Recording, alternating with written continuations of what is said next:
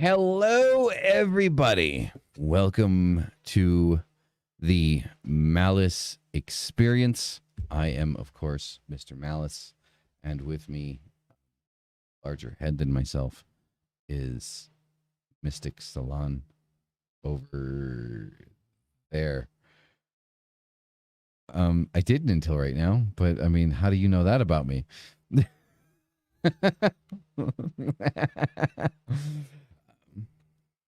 Yeah, most definitely. So tonight is going to be a bit of a more serious kind of topic that we're going to cover, but we'll talk about that a little bit more when that kind of comes in. Unexplained possibilities. Hello, welcome. Actually, that reminds me, we should probably most definitely tweet this out that we are live. I keep forgetting to fucking do that. I forget to tweet it out.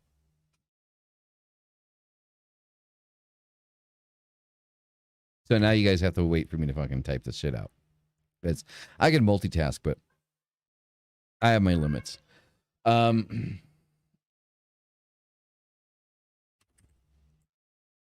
there you go.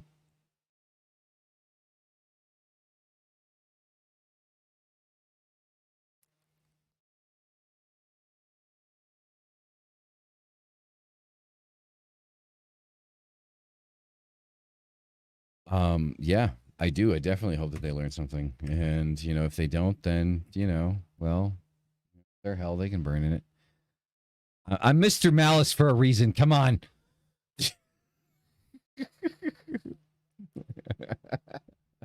Mr. Unicorn Vomit.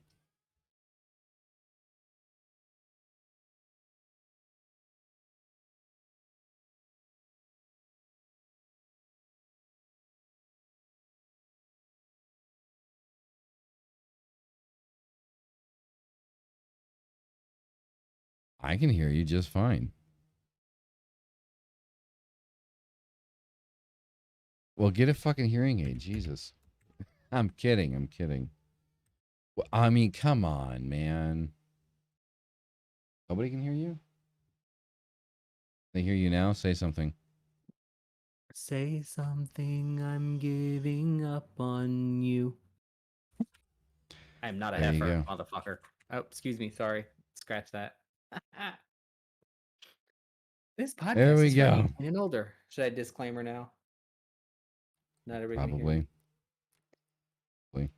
So while Malice is multitasking, I will share with you, as he said, tonight is a much more serious topic overall. We're still going to do a couple of the normal things, but it has to be said, if you are facing down some of the deepest depressions and things that are wrong in your life, and you're feeling hopeless and sad and things need to be done, what we're talking about today is just that: talk, discussion. You may need to seek professional help, and we do highly recommend that you do so.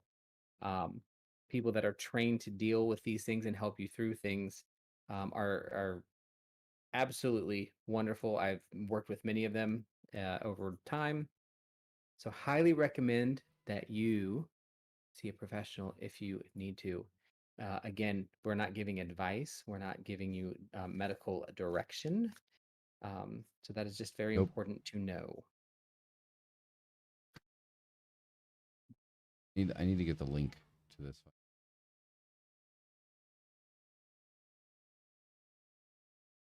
Show me that this is what it is. Good. Well, I'm glad you can hear me. So I don't know what anybody missed out on except for the disclaimer.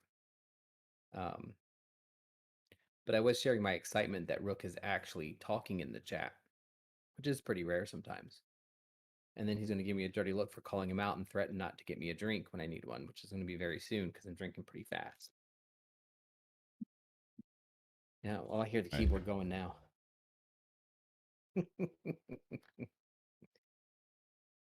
Is there a share button, guys? Like with you guys watching live, can you guys share this for me, like on Twitter, please? Because like I don't know if it's working for me or not. Like anybody that's in the chat, like if you have a Twitter, please share this on Twitter. Rook, Noella, Jorian. Sorry, I was an asshole. Unexplained possibilities. The two pondering pagans. Anybody that's actually in here. Twitted. It's twitted. We tweeted it. Yeah, but I don't know if the link is correct though. That's the thing. Yeah, well, Two Pondering Pagans twittered it. Oh, okay. All right. Well, I appreciate you twittering it, whatever the And I fuck. have a tweet from you that you're live with the link, so it looks like it might be Okay. correct. Here it on face page. Okay. Thank you guys. I greatly appreciate that. All right, so starting out, we are going to do like the kind of like the normal kind of like follow through. We're going to do, the tarot deck of the week, the tarot reading of the week. I think we might have a Ziggy join us to talk about things. What are you laughing about, Rook? I can hear you. Oh, he has no idea. I can hear you, Rook. Rook Tempest. He's checking his twit. You're checking your clit. Bar guy needs tips. Oh, I'll give you a tip later. I have $1 in my pocket. That's all I get. Okay. So yeah, fun times. Wait, are we doing tarot now? I spray painted the link on a homeless guy right now, so he will walk around Don't do promoting it. that, Jurian. Then we have to pay him. He spray painted Man, now we have staff. the link. Seriously. Yeah, exactly, right? I don't even pay this fucker. You want me to pay somebody else? Right? Hey, that's a good point. Oh my god. All right, so here we go. We're gonna get started with the tarot deck of the week and the reading of the week, and then we're gonna kind of get into, again, just like kind of Mystic said, it's gonna be a significantly more serious topic than any other week. And there was something that kind of inspired this from like another stream that I was doing earlier. So we're not professionals in the field of mental health. We are not providing medical advice or advisory.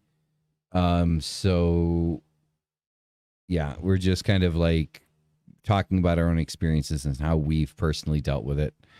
And then if that in, due course helps you deal with something that you're dealing with, then awesome. But it isn't meant to be, actual advice. And you're going to hear this PSA again right before we kind of start talking about it too. So after everything else.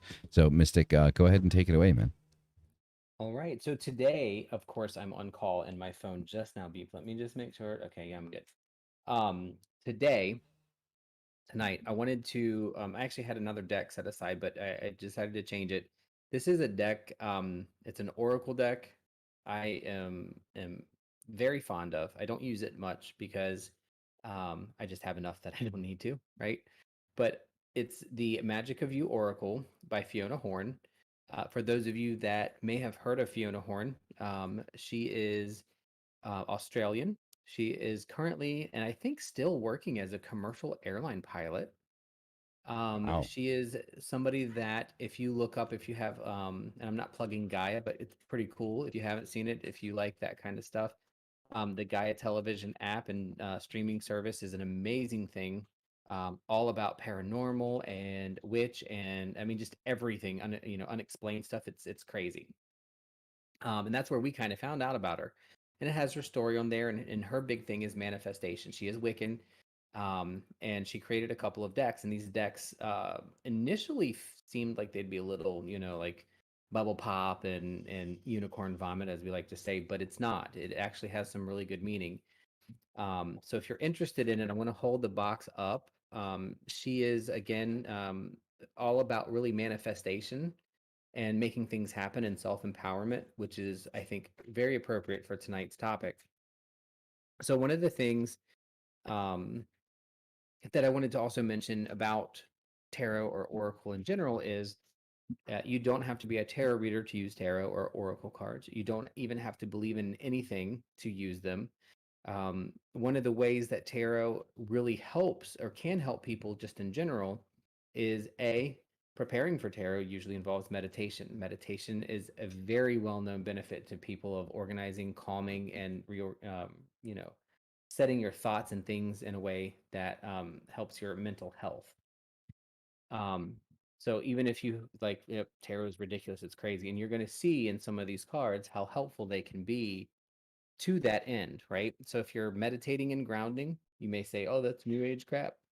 Well, really, it's not. There is a ton of clinical and medical support for meditation and grounding and those things. And then with the tarot, it can help you pick an idea or a thought or a process that you can work on. And I'm going to show you kind of how we do that. So while I will be doing, I guess, what you can call a tarot read or an oracle read tonight, I am going to focus a little bit more specific on the cards themselves and their individual meaning, not necessarily the quote unquote energy for the week or the tarot for the week or what's going on, because every single card in this deck has a message for every single person who's listening. Even if you feel you're good at a certain thing, you might be able to focus, think about, and actually learn something about yourself or things to do a little bit differently. So that's kind of how we're going to do it this week. So I might end up pulling more cards than normal, but highly recommend this deck. It does not have a lot of cards. I think it's like 36 or 39 cards. Um, really great imagery, borderless, thick card stock. They're larger cards, but I'm telling you, it works. So let's start with the first card. The first card I'm drawing on this Oracle deck is Flashover. And if you've listened to reviews that I've done before, I'm not a big fan of having words on the cards. However, in this instance, with the words and the statements on the cards, it actually is very helpful when you're using it simply for self empowerment or trying to work through your own issues or problems that you feel like you might need to work through. Flashover says it's all in your head.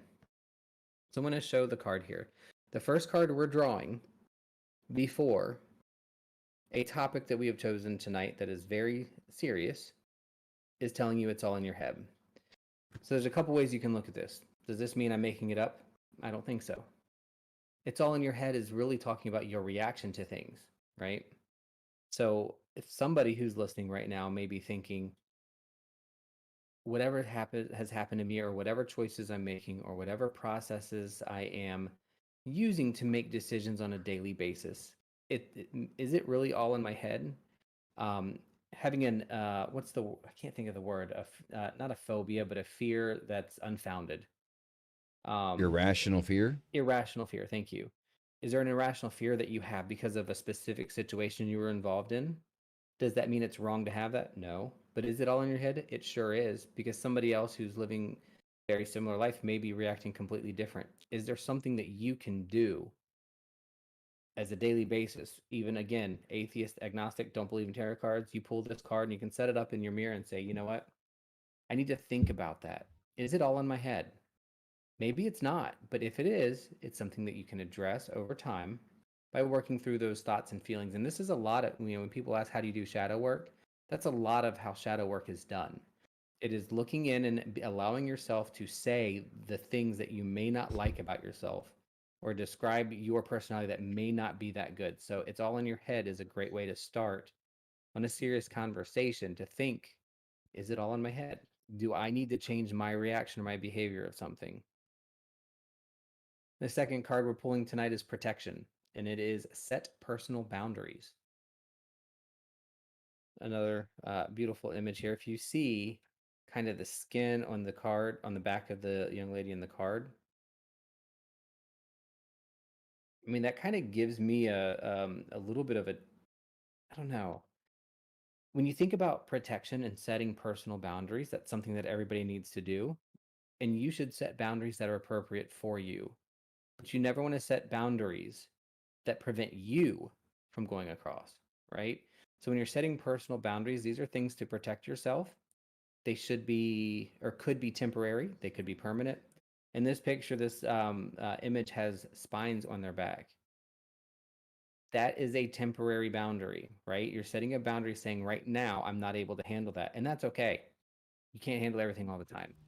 You Mm-hmm. can't try to handle everything all the time, but you also cannot block everything all the time. So setting personal boundaries and protection as a mental non non-spiritual thought process for self-empowerment is identify the boundaries that you currently have. Are those boundaries serving you a purpose that you need right now? If they are, strengthen them. If they're not, remove them. Right? So setting personal boundaries is extremely important. This next one, that is the third card. There's no way I can explain it in any way for me other than spiritual, which is minimus, commune with the source.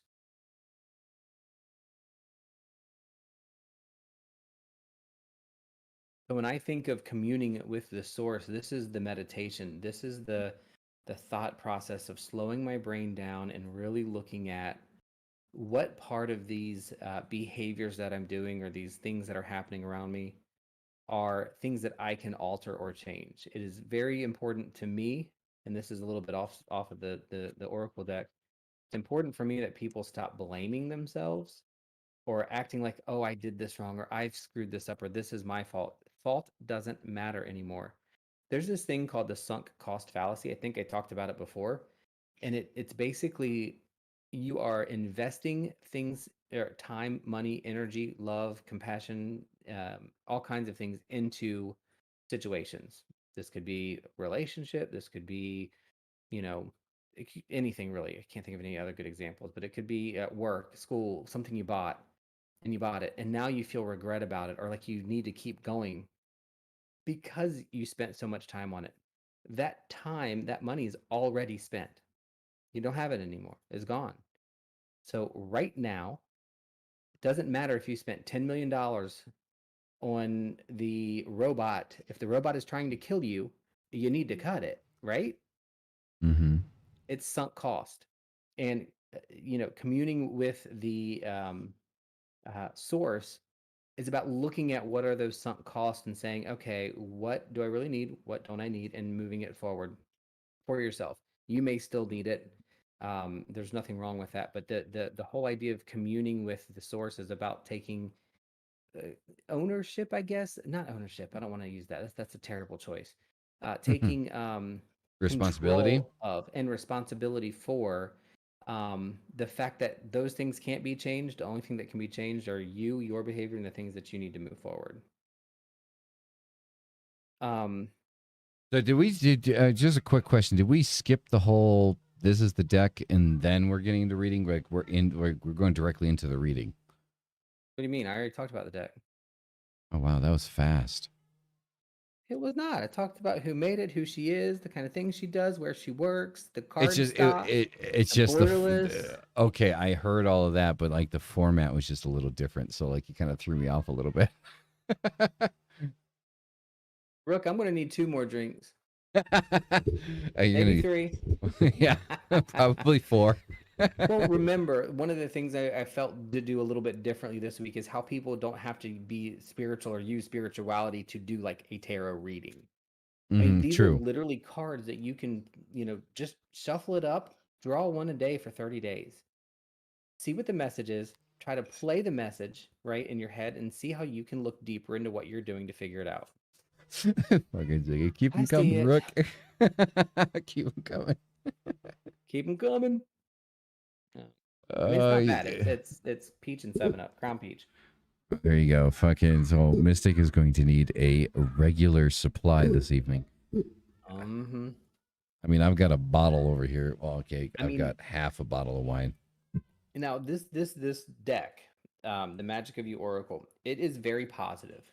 So I find it interesting after meditation, earlier discussion, and shuffling that our cards so far have been it's all in your head, set personal boundaries, commune with Yep. the source. So Yep. from my perspective, it's still spiritual, still universe speaking here because we're getting all of the cards that are talking about and this is where it gets really hard for me when it comes to mental health. You can never ever assume that somebody else's experience would have the same result as yours. We can see similarities in experiences that people that have a certain kind of traumatic experience, they have similar reactions, but they're different. So when we talk about doing things, I'm going to kick his ass in a minute. When you're talking about um, trying to figure out what the universe is telling you or what you can do for self-help, that's where the blame thing comes in to happen. Oh, I made the mistake. This caused trauma. Can I say something real quick? Can I Maybe. just real quick? Rook, type on your keyboard. Don't attack the fucking thing. It's all day. Don't worry. You should hear me say the space bar over and I over. just heard you fucking typing, Rook. I was like, it's like This is Hype on how it it. Don't sounds in attack Dead it. by Daylight when you're trying to stay off the hook. Like, don't attack your keyboard, man. That's like Just what, a saying. 70, that's a $70 piece of electronic. It's like, be nice to it. Oh my god. Well, this tarot reading is all this shit is. Try not to cuss. I'm not doing very well. Yeah, fucking do it. I just did. Eh. As long as it's like not in the first 45 seconds, I think we were Yeah, safe right. now. Nobody's listening anymore. Big Brother gave up. So think about this, right? Think about it. When you are dealing with a mental issue or a mental health, God, it's still loud. A mental health issue or um, God, I can't even think now. I'm losing my brain. Um, it is. I thought this was going to be a serious one. It is a Um, serious one. I think my message has always been you can take responsibility for something that has occurred without blaming yourself, right? Y'all are terrible. Look, I'm getting the jokes out now because once we get into like the actual subject, it's like that's it. Like it's, No kidding. so But like think about and Rook is providing comic relief because he's beating the shit out of his keyboard. yeah. Mm-hmm. Comic. So funny. I'm just glad he's actually typing in the chat. I don't care anymore. I get you. What was I even talking Continue, about? continue. I don't remember. You were on a roll, and I feel bad that I Uh-huh. interrupted you. You Because you were should. doing real. Yes, I do. I do. I feel bad because like you were on a roll Oh, and you were like, so yeah. If you believe in tarot, the spiritual, the Wicca, pagan, left hand path, all that stuff, great. I do too. I think that the universe puts things in places. I don't think there's coincidences. Now, maybe some, I don't know, but usually not. No coincidences. What I really think is that things are put in place for a reason. So it's interesting, again, very positive deck to pull off. Somebody has a message today in the chat, or who's going to listen to this point. It's all in your head. Set personal boundaries and commune with the source. wonder I who mean, that that's is. advice for anybody, though, right? Like Well, I that's mean, that's yeah. I can think of somebody specifically. Anyway, yeah. um, But it's literally, anybody can take this advice. So the spiritual, you can cut all that out and just use this as ways that you can look and introspect into yourself to figure out, what's going on. Am I really sad all day? Am I really an asshole when I get up in the morning? And to different people for no reason. Maybe it is all in my head. Maybe I can at least separate and not treat those close to me poorly because I'm in a bad mood because of some trauma that I had. well, I mean Maybe that my that part, perspective. no, Yeah. that part doesn't resonate. But Well, no, previous I'm just part does. saying this is again the non-spiritual version. Protection, set personal boundaries. Everybody should have personal boundaries. Period. If you don't want to be touched, then you shouldn't be touched. Period. Truth. That's not spiritual.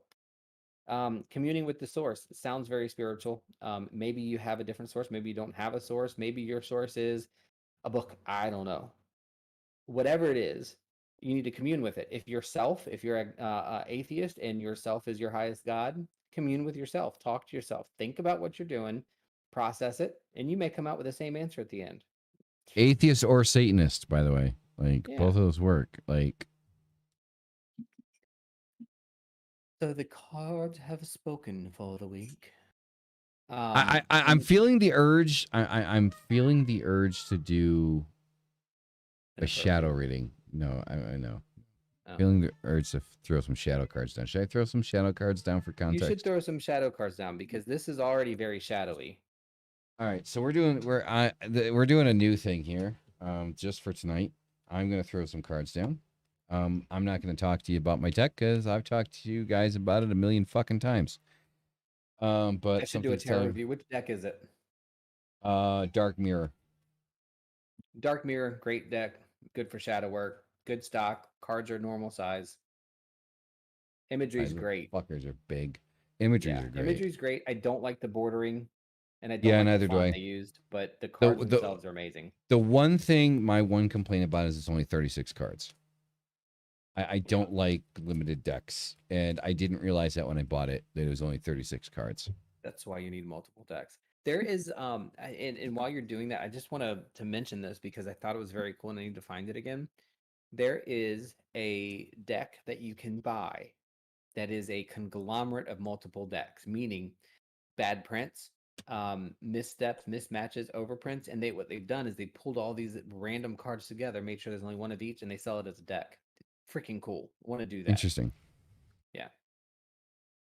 Yes, it's a good dick. It's a good size. I mean, deck. I Anyway. have lots of decks to choose from. All right, Depends on the so mood. I just pulled my normal 6-card reading. I do 6 cards with this. I don't read inverts. So we have the first 2 cards are I Won't Cry for You. The second card on that is the Temple of My Body. I'm drunk. Give me a fucking break. Dude, second 2 cards. It's all in your head and set personal boundaries. First 2 cards. Exactly. Keep going. Right. So the second 2 cards are Masquerade and Hiding Your True Self, and the last 2 cards are Colorless Angel and Parasite. So basically what we're looking at here, so I Won't Cry for You, is we're talking about personal pain. We're talking about pain that we feel inside of ourselves from our past, because again, how I read with the 6 cards is past, present, future, mind, body, spirit.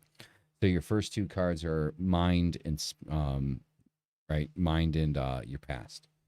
So we're talking about something in the past that basically kind of puts you into a position where it's like, okay, I'm not going to cry for you. I'm done. Like I'm not going to shed a tear over this situation. What that is crossed by, however, is Temple of My Body, which represents defensiveness. Okay, so we're talking about pain and finding strength through that pain, but then becoming defensive because of that pain. Okay, so finding ways to protect yourself. However, in the ways in which you are protecting yourself are indirectly harming people around you. And though you do realize that, you understand that, and you see that, can't let go of it. Which is then where we come into, for example, our second 2 cards, which is our present and the physical. Masquerade is, so there's a lot of cards in this deck. They talk about hiding yourself and hiding who you truly are and your opinion and your feelings and your ideas. Masquerade is the heaviest of them. Okay. Because masquerade is, think of a masquerade ball. Everybody's wearing masks and nobody knows who anyone is. So what masquerade shows is that your current state is to basically put yourself into a position where you feel comfortable trying to be somebody that you're not. You're trying to cover up who it is that you are and the things that you're feeling because you're afraid that the people around you can't understand or help you with it. So you feel like you're in a position where you're just like, you just need to hide. And we cross that with hiding your true self. So how is this significant?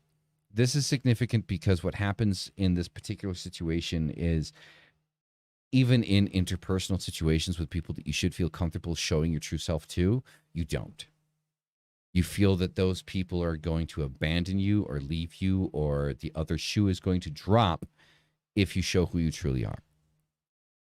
And the problem here is that you are in a catch-22 because you're in a situation with someone that you, or people that you feel that you should be comfortable showing who you truly are to, but you're showing glimpses of who you are, and then you hide it, and then another glimpse, and then you hide it. So it's kind of like, this is who I am, and then you hide. And what that does is it doesn't only affect the people around you, but it also affects you. Because at the end of the day, what's going to happen is the more that you wear a mask and the more that you try to hide yourself, the deeper that that's going to go, the more that that's going to affect you, right? So that is definitely going to kind of hit things into a negative direction. And the last 2 cards are Colorless Angel and Parasite. So why are these significant? So again, we're talking spirit and we're talking future. So Colorless Angel is tiredness, is exhaustion, is just, I am tired of trying to be everything that everyone around me wants to be, and it's not who the fuck I am. This is not me. Okay, this is not who I am. The feelings and the things that I need to get out are not getting out. and it's consuming me. It's draining me of all energy that I have, trying to keep this face on for everybody so everyone else feels comfortable except me. And we cross that with parasite. And the reason why parasite is significant in this is because that desire to try to be accepted becomes a parasite in and of itself that begins to consume you and who you are, which instigates the whole situation of Colorless Angel, which is that you could be a person with great energy and great power, but because you're trying to cater to everyone around you and instead of yourself, you're losing the point. You've lost the point. You've lost the direction. Because at the end of the day, we immediately feel a sense of satisfaction when other people accept us. But in the long run, if you don't accept yourself, then what the fuck is it worth? What the fuck is it worth if someone else accepts you if you can't accept the mask that you're putting on for everyone else? If you can't accept yourself looking in the mirror with the mask that you put on so everyone else can accept you and be happy with you, then what's the point? Because if you're not happy with yourself, then at the end of the day, in the long run, no one else is going to be. So, yeah, that is what I see in the cards for this week. I love it. I one of the things I want to, and this can be a topic we need to really actually tackle pretty deeply at some point, is shadow work. Um, and people seem to think and feel like it's extremely scary, and it is a spiritual thing for me, but it is also just a thing that people should do. And I liken it to um, the blue screen of death on the Mm, computer. So shadow work starts with the breakdown of whatever it is you need to look at and allowing yourself to find the failure, right? So something causes the computer to freak out and stop working. It then reboots and you can reboot into safe mode. And that's what shadow work to me is. Rebooting yourself into safe mode and then bubbling up where the actual problem is, finding it, and figuring out how to fix it, how to move through it, how to talk about that process. And that's actually something we talked about tonight a lot, with a friend of mine who was over, was moving through things instead of around them. And shadow work allows people to move through things. And so as you were exactly. talking, yeah, you made a couple of really neat, interesting comments, and I find it interesting just the cards in general are giving very similar messages. When you are looking at how things are going for you, um, it's all in your head. Mm-hmm. You people are going to take that as defensively in very many cases. If you are taking it's all in your head defensively, that is the key right now for you to. That's your blue screen of death on your PC. That is, you need to reboot into safe mode and figure out why that frustrates you. That is something that's been said. And working through those things is going to be big when it comes to mental health for me, anyway, my own personal experience. Yep. Um, so yeah, very interesting. I pulled some additional cards while you were talking, and it's craziness. So what do you got? Um, Merge with the flow was the first one. Mm-hmm. Um, Kind of go with it, right? Just kind of like it let things does, happen. and it's not even that. It's when you talk about going with the flow or merging with the flow. Again, there's a defensive nature to people of no, I'm independent. I make my own decisions. I'm not going with the flow. I'm going against the grain. We're not talking about the flow of, destruction. We're talking about the flow of your life and your choices and your things. You need Mm-hmm. to merge with that flow that's there. Then detox, clean and restore yourself. Um, was also pretty interesting, and that's really similar to what you were saying about you've got to identify, find, move, let go, process information, and don't expect things to be fast. Hmm. So it's a process. Well, I, I I think think I that. think. Go ahead. Go ahead. Sorry. Oh no, Yeah. no, I Go was just ahead. gonna say I think that the very neat thing to do at some point. We need to do this. I think we should actually specifically do it where the Magic of You Oracle alongside of the Dark Mirror and just backpedal card, back and forth, because I think that would give us some really good and very interesting read. Mhm. I think what happens is that we put, especially in today's society, we put way too much stock into what other people think about us, right? So, like whether that's social media or your family or your friends or whatever the fuck the case may be, we put a significantly ridiculous amount of importance onto what other people think about us. And at the end of the day, if you're not taking advantage of people that are less fortunate than yourself, if you're not trying to ride on the backs of people that can't defend themselves, generally speaking, I would say that you're probably a decent, at the very least, a decent person. And with that being said, I think that it's important for you to understand that what other people think about you doesn't fucking matter. The most important thing is what you think about yourself. Like at the end of the day, like we are so worried about what social media and the people around us think about us and who we are as people and how we live and the things that we do, that we take very little time to actually sit there and reflect on who we really are as people and whether or not we can live with ourselves. So I think the most important thing is like, I take a look in the mirror. Okay. Like take a very long, hard look into the mirror and figure out whether or not it is that you can actually live with yourself. Can you live with yourself? If you can't, then you need to examine what the things that you're doing. Right. You know, so it's one of the things that, for me personally, as a human being, with the things that I've dealt with, which we will get into shortly, yet again, is there are things that happen in our lives that make us feel like shit. There are people that cross our lives that make us feel like shit. But we can't allow Rook, shut the fuck up. And we can't allow those things or those people to make us feel like less. We have to hold stock into those that make us feel like more, like that actually see our value as human beings. Because each and every single fucking one of you in this chat right now and everyone listening to the pre-recorded, you have value. You are important. You are. Whether you think you are, you aren't, you are. And fight me on it. Like, if you want to hit me in DMs and you want to fight me on whether or not you think you're actually worth something, I will fight you about it. Because let me tell you something.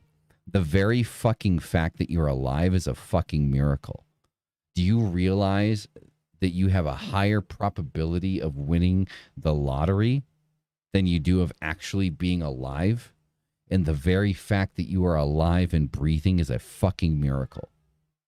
When you take into consideration every single aspect of everything that needed to line up exactly how it needed to for you to exist, the fact that you are alive is a miracle. You are a miracle that you are here in this world. So when you talk about the things that hold you back and you talk about the things that hold you down, okay, the fact that you are alive, the probability of you existing right now is literally like almost nil. And if you don't believe me, fucking Google it. Like, if you think I'm talking shit, you think I'm talking on my ass just to make you feel better, Google that shit. The fact that you are alive is a goddamn miracle. So don't worry about what other people think, what other people say.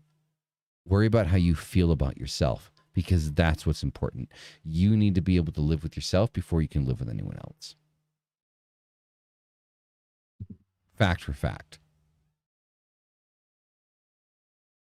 I mean, I hope there's not a follow up to that. I mean, I was hoping you could follow up on that. yeah, there's no follow up to that. That's like, I mean, there's no follow up to that, right? So fact is fact. I'm not going to fight anybody that they're valuable or worthless. I can tell you that. Why? Um, I do agree with you that we put way too much stock into what other people think of us. I do think there is value in us doing caring about what other people think at times. Um, but when we use that as the bar to set our own standard, it just doesn't work. Mm-hmm. You know what I mean? Because just like we were talking earlier, your things that you like, that you want to do, that you enjoy, that are make you happy, you have to do those. Like you have to. Now, Mm-hmm. if that means murdering somebody and you like doing that, you probably can't and shouldn't do that. Um, but Probably shouldn't. Yeah, no, not probably probably shouldn't. shouldn't. You shouldn't. You definitely shouldn't. Sorry. Yeah. No, you should not do that. No, not probably shouldn't. Like we're not condoning that. Like it's not probably. It's not you probably shouldn't. Don't do Shoot, that. I'm gonna have to mark Like that off my list. Damn it. go talk to Um, somebody if that's like what's in your head. yeah, that's. I mean, but in all seriousness, right? The point is, um, you can have a you can care about what other people do and how you affect other people and what they think, but if you put your stock into somebody else valuing you, uh, no, it doesn't work that way. Especially It if you haven't doesn't. figured out what your value is yourself, because the best way for me to look at it is every single person in the world is individual and unique and separate, right? So that means every single person's value tender is different. So it's not like the dollar and the euro, right? It's every single individual has a value and a worth that is not measurable against others. It just doesn't work. You can't trade one in for the other. And I think thank you. No, dog cannot have liquor. Um, I Dog think did not have she goes liquor. right for it, man. Like literally, she's jumping out of my lap trying to get to my drink. No. Um, but when you think about it in terms of worth, which is a term that I despise when we talk about self-worth, even though it's the best way to explain it. Mm-hmm. Worth means that there is something that balances a scale for your value, right? So, um, if my financial worth is $1 million, then what is my value to that worth? It's numerical. It's something that you can see. Human being worth and self worth is not that. Self worth Mm-hmm. is recognizing all of your faults, not even knowing what half of them probably are, but realizing you still like that doesn't change your value. That's probably part of it, you Mm-hmm. know?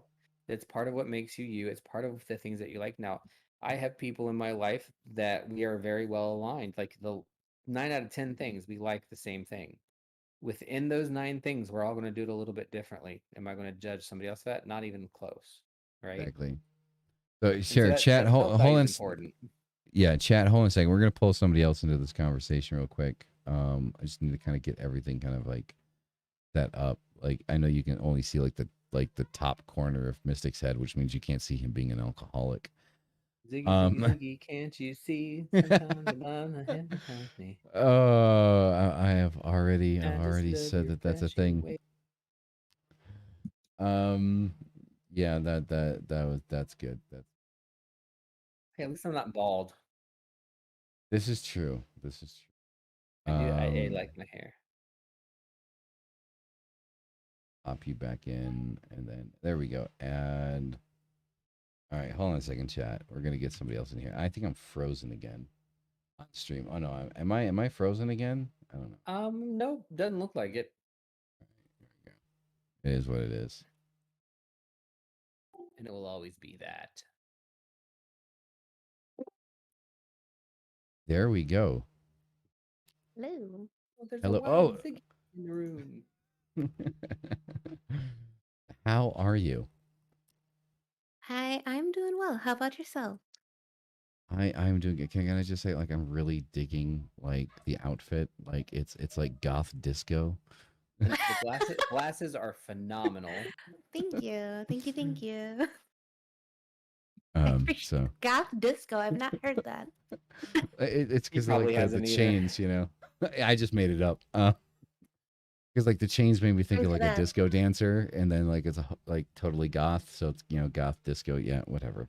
Uh, Like, just before you even say anything else, I just have to make a comment. I am not the minimalist of the group.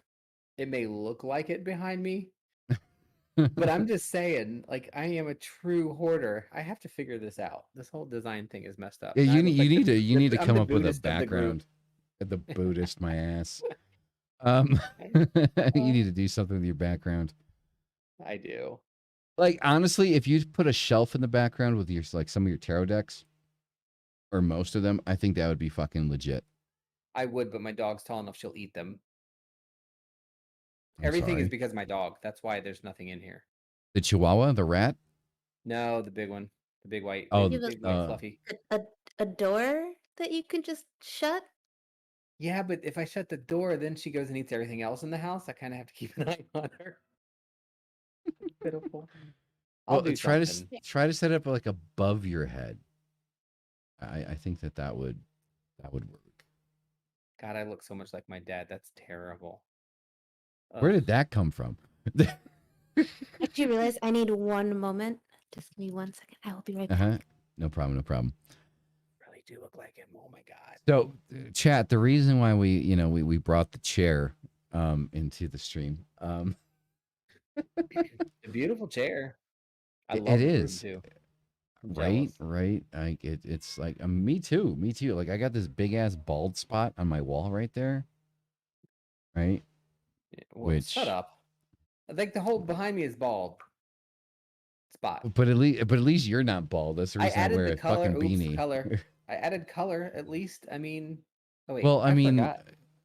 I didn't really add color, but you know, I mean, Y'all I are just making feel me feel inadequate. My self-worth and value has gone down. Thank you. It's all relative. It's all relative. If it makes you feel any better, all of this goes away in 13 days. So, Oh, that's a lot of work. mhm.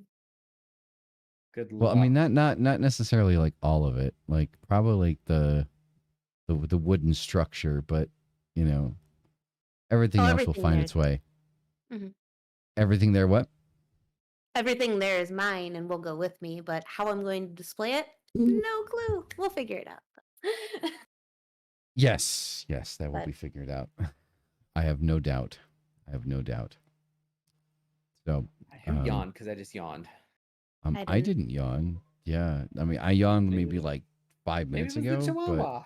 I don't know. the rat dog, yeah, probably. I'm drinking beer with coffee in it, so I'm not Ooh, yawning. that is awesome. Wow. So okay, so it's like you're like you do homemade sparks. Hold on, No. let me order from the bartender.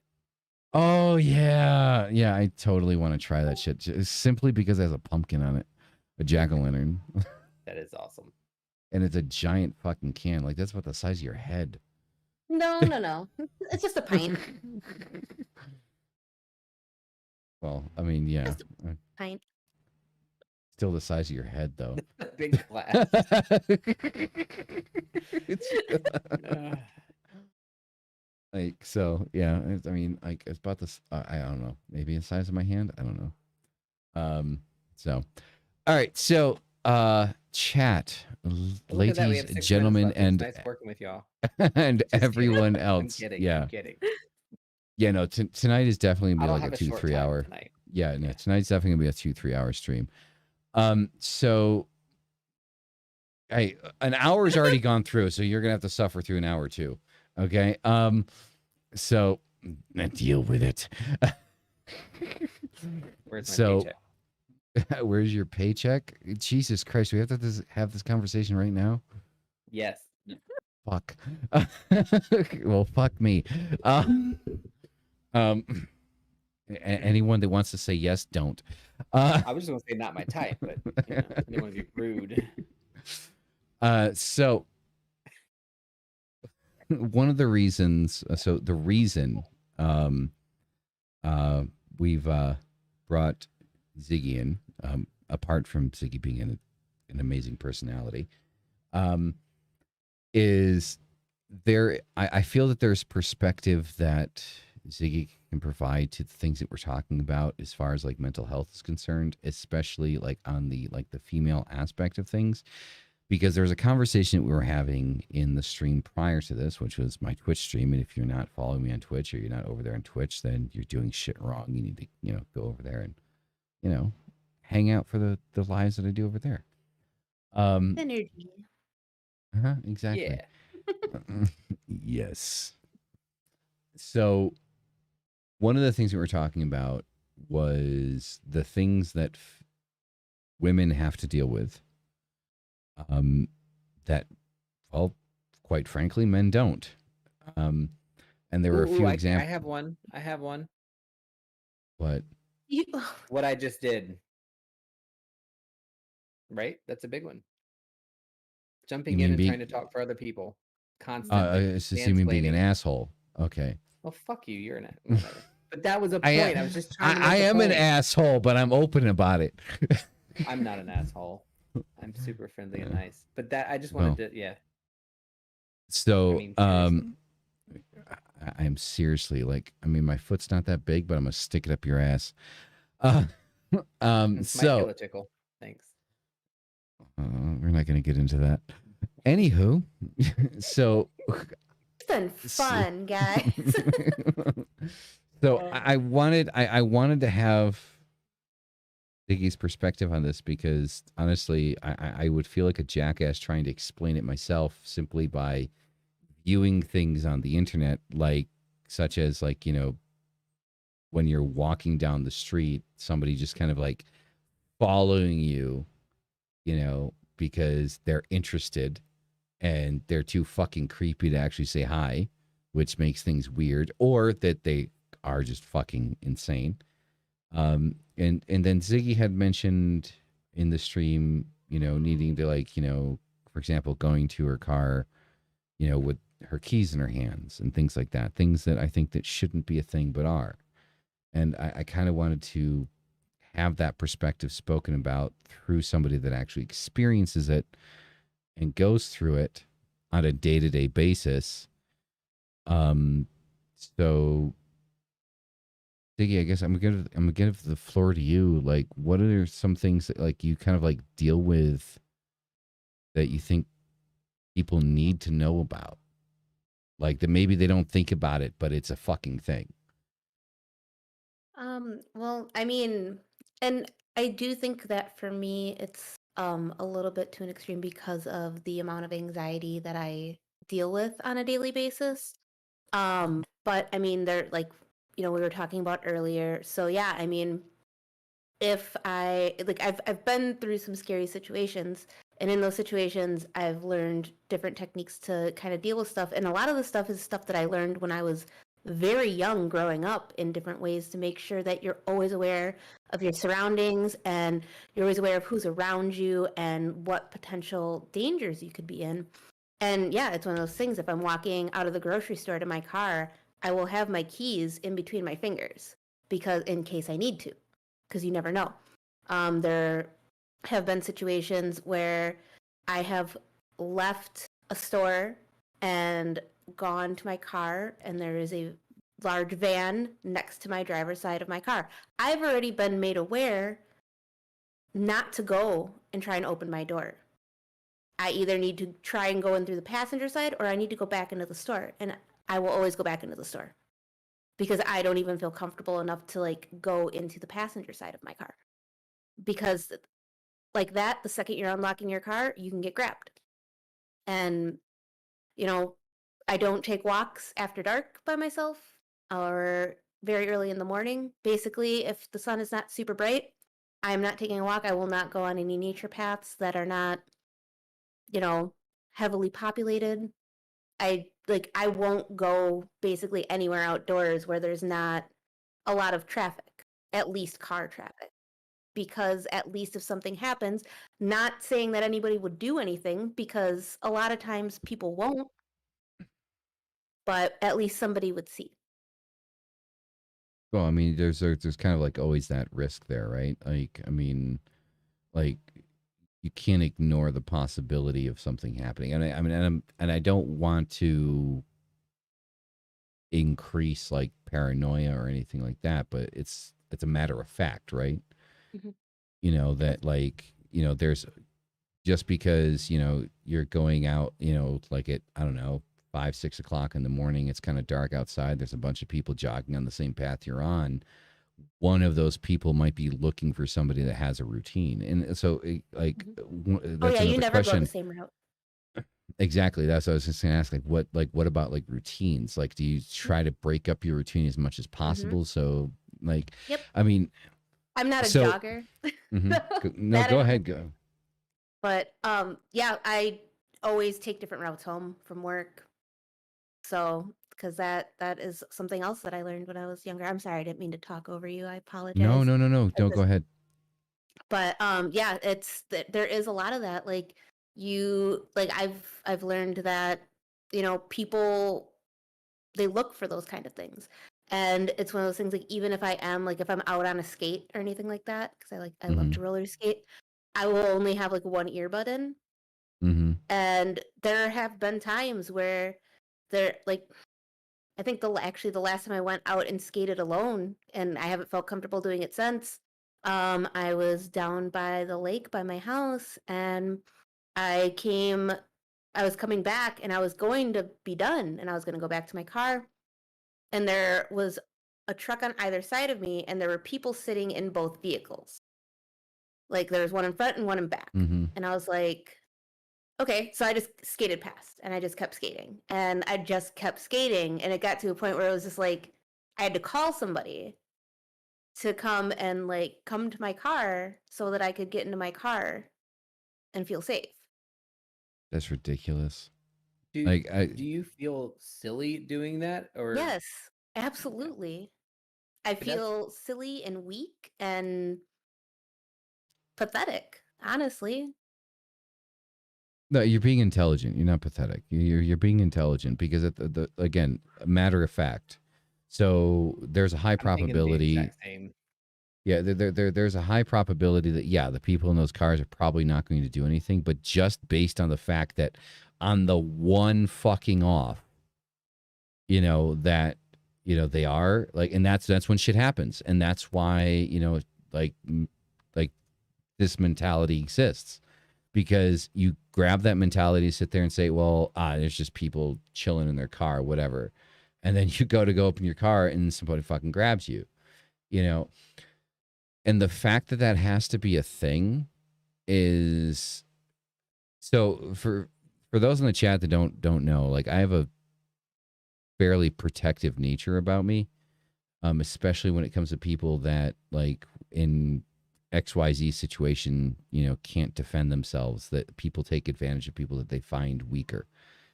It pissing me off is not the word that I would use. Like it absolutely infuriates me. So I was watching, because I can't talk about my own experiences because most of the time people are actually afraid of me because of my size. But I was watching some streamers off of Twitch that do IRL in like Tokyo and stuff like that. And some of the shit that I've seen just like make Stuck. Womp womp. it reconnected. It reconnected. There we go. Okay. So I think we're good. Are we good? Yes. Are we back up? Yep, looks like you're back up. Okay, we're back up. All right. Sorry about that, chat. I guess the universe doesn't want to listen to my fucking shitty explanation. So the some of the shit that I see, just makes me sick. Um, you know, people that feel entitled to someone's attention just because, right? And they force themselves into a situation that they're not welcome in, to somebody that, at that particular moment in time is, afraid to say, hey, go the fuck away from me. because if you do that, then you're instigating a situation that you don't want to be in, because then that person might become violent. So you try to ignore them. You try not to say something, and then it just continues to grow and grow and grow until you have to do something. And then when you do something, it gets even worse. And it's if you're watching this and you're one of those people, fucking die. Like, seriously. Like, if you are watching this, if you are listening to this, and you are one of those people that act like that think you're entitled to somebody's attention, that you think that you are entitled to a situation that, like, has nothing to do with you, that you want somebody to be interested in you and they're not, I'm probably going to get banned for this, but fucking kill yourself. Because, honestly, like, what you do, what you make other people fucking feel, you're a piece of shit. You are an absolute, like, you are lower than dog shit.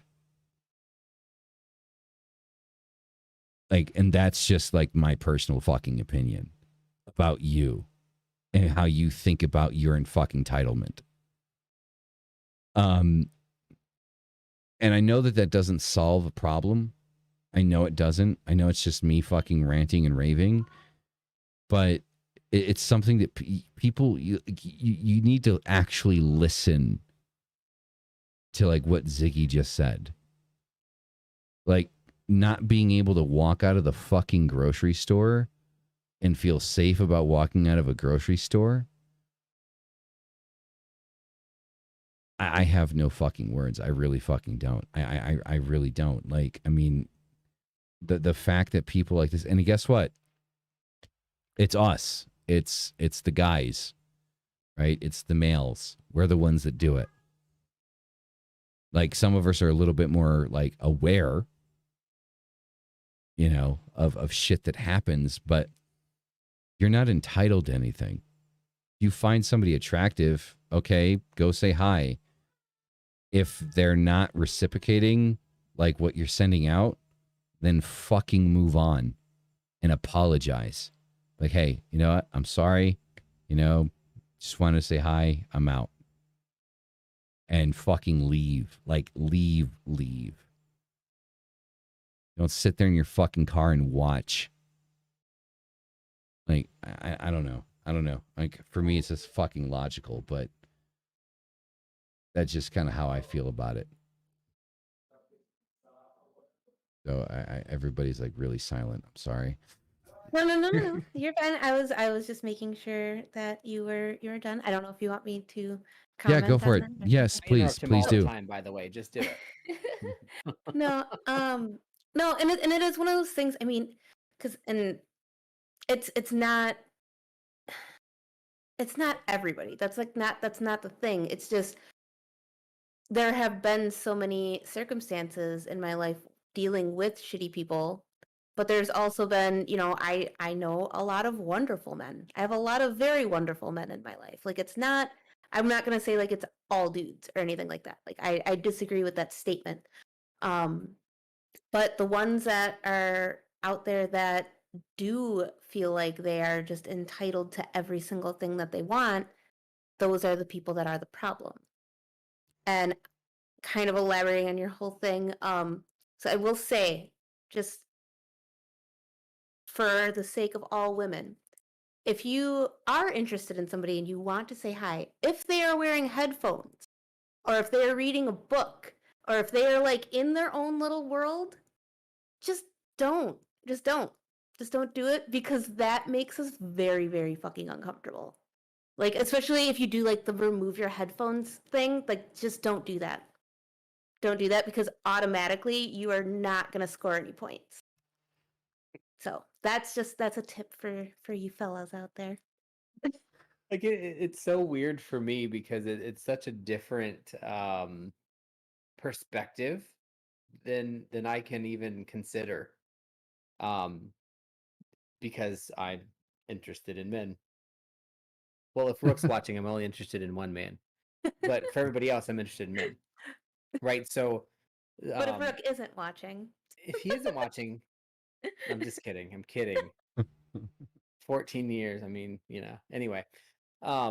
So it's such a different perspective. I actually hear this a lot, because I have obviously a lot of, well, I don't think it's obvious that I have a lot of friends, but my point, like, a lot of interactions with females who have been in situations where, they would go out to the bars and things and do stuff with us, because gay or not, we offer them a sense of protection. It always felt not guilty, but just mad that it has to be that way because it shouldn't be. I mean, I've had my own personal histories and situations. I've been jumped before. I've been beaten over the head with a bottle. I've had, my head, all kinds of stuff happen because of that. But I don't have that same way to fear it because there's no way for me to gauge or judge who the aggressor could potentially be, because the people Mhm. that I'm interested in are the people that could potentially be that. So that's the only option, and so it's angering and it always has been. I mean, this is not a new thing, right? I've been hearing this since I was 20 years ago, 30. Oh my God, is it really 30 years ago? Don't Getting think old. about it. Don't think about it. Oh, I'm ruined. I'm done for the night. I gotta go. No, I'm just kidding. But just such a long time ago that this has been a thing. Like, you really, to have to feel that you have to do that, and for anybody to feel like they own your time or have a right to your time, that alone is why I really truly don't have a lot of friends, because I don't like to initiate conversation with people because it's an Hmm. invitation to them to come right into your life. I'm like, I just said, hi, I like your shoes. I didn't say, come be my best friend and move in with me. Hmm. I can't imagine what it would be like to have to be constantly afraid Well, I think that's part of for the this, like the for the problem too, though, 1%. right? It's Yeah, like it's for the it's part of the 1%. problem is that like you can't even like I would imagine that like a simple compliment would be a trigger, you know, because like you're aware of like the potentiality of where that's going, right? Like it's never just like, hey, I like your shoes, or hey, I like your hair, or Oh, hey, I like your glasses. It's like talking like from the female perspective. And again, if I'm incorrect, like Ziggy, correct me. But it's Well, I will say 9 times out of 10, it's not a compliment about anything that I can control, like my hair or what I'm wearing or anything of that nature. okay. I understand. I understand. So Hmm. it's and pretty. It's a crude compliment then. Hmm. for somebody like, and I'm going to be probably a little selfish on the topic, because it's hard for me to really it is hard for me to empathize for what women go through, because I'm not, and I have a different perspective, right? But from my perspective, when I personally go and was out and about, and still am out and about, people make assumptions, and if you're looking for somebody, or you're trying to integrate, to ask a question or to talk or to meet somebody new, it's always interesting to me how some people choose to do that, and you can determine like how that happens. Like, for example, me and Rook, when we met, it wasn't a compliment or a, hey, I walked over to you. It was, we met through a internet, actually. But when you meet up with somebody, or you talk to somebody, you have those initial interactions, when you're out in the general world, right? It's Mm-hmm. weird. It's just Mm-hmm. it's because and I don't think, and this is another one of those correct me if I'm wrong things, but if somebody came up to you and just said, "Hey, you dropped your book," or you here's something, or I guess I just can't imagine why somebody would go up to somebody else and randomly compliment them without having the invitation to be in your space. I guess that just bothers me. I don't like people in my space. So I can't even begin to see why somebody would step into that space without having a conversation with me first. Like smoking, I still vape. I was a smoker for a long time. I met people from smoking, and then you become friends with those people. You don't just walk up to them randomly and say, "Hey, take your earphones out." Who does that? People do that. It makes me so angry. Like, it just doesn't make any sense to me, so I can't follow the path. But my idea, Ugh. okay, so from a male perspective, the way that I understand things and the way that my mother kind of showed me how to do things is, if you're interested in somebody, express that interest, but if that's not reciprocated, like there's cues that you pick up on. There's like human cues, human, like just the way that people talk to you, the way people look at you, right? First and foremost, I'm not going to ask anybody to take their fucking headphones out if they're listening to music. That's like, I just don't do that. But um, I have, like, for example, in the past used like the book thing. If somebody's reading a book, like, is that a good book, right? But like a legitimate question. And then if I notice that like they're not they don't reciprocate their response, they're like, oh yeah, it's an awesome book, this, that, and the next Move thing. on. Like they don't, yeah, it's like, all right, cool, appreciate it. End of story. That's it. It's over. Like done. You know? And that's just out of the human respect.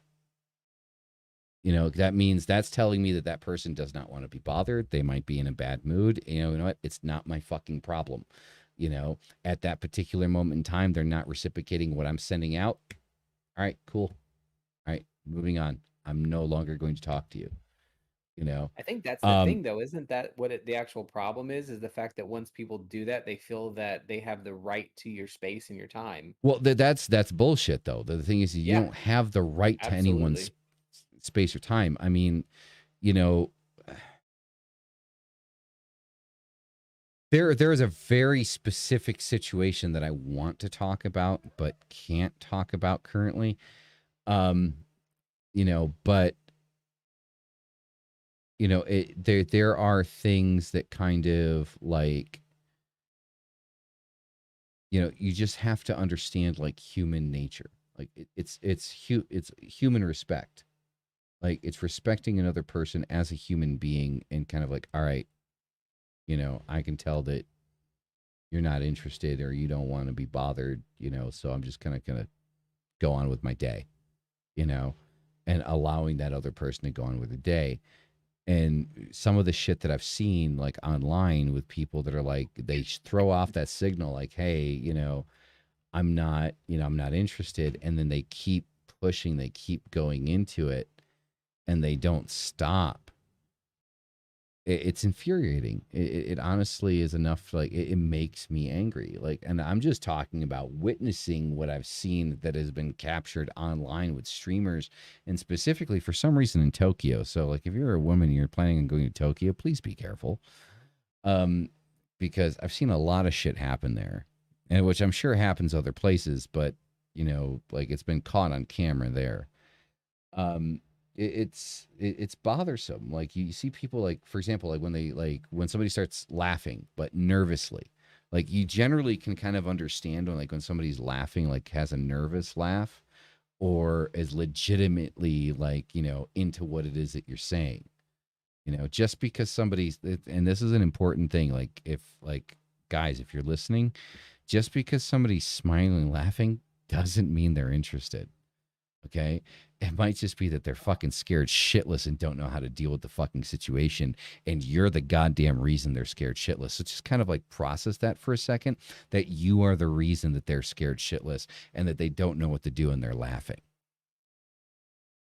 Like, process that for a second, that you are literally like in that moment in time that it puts the lotion on its skin, guy. That's what you are.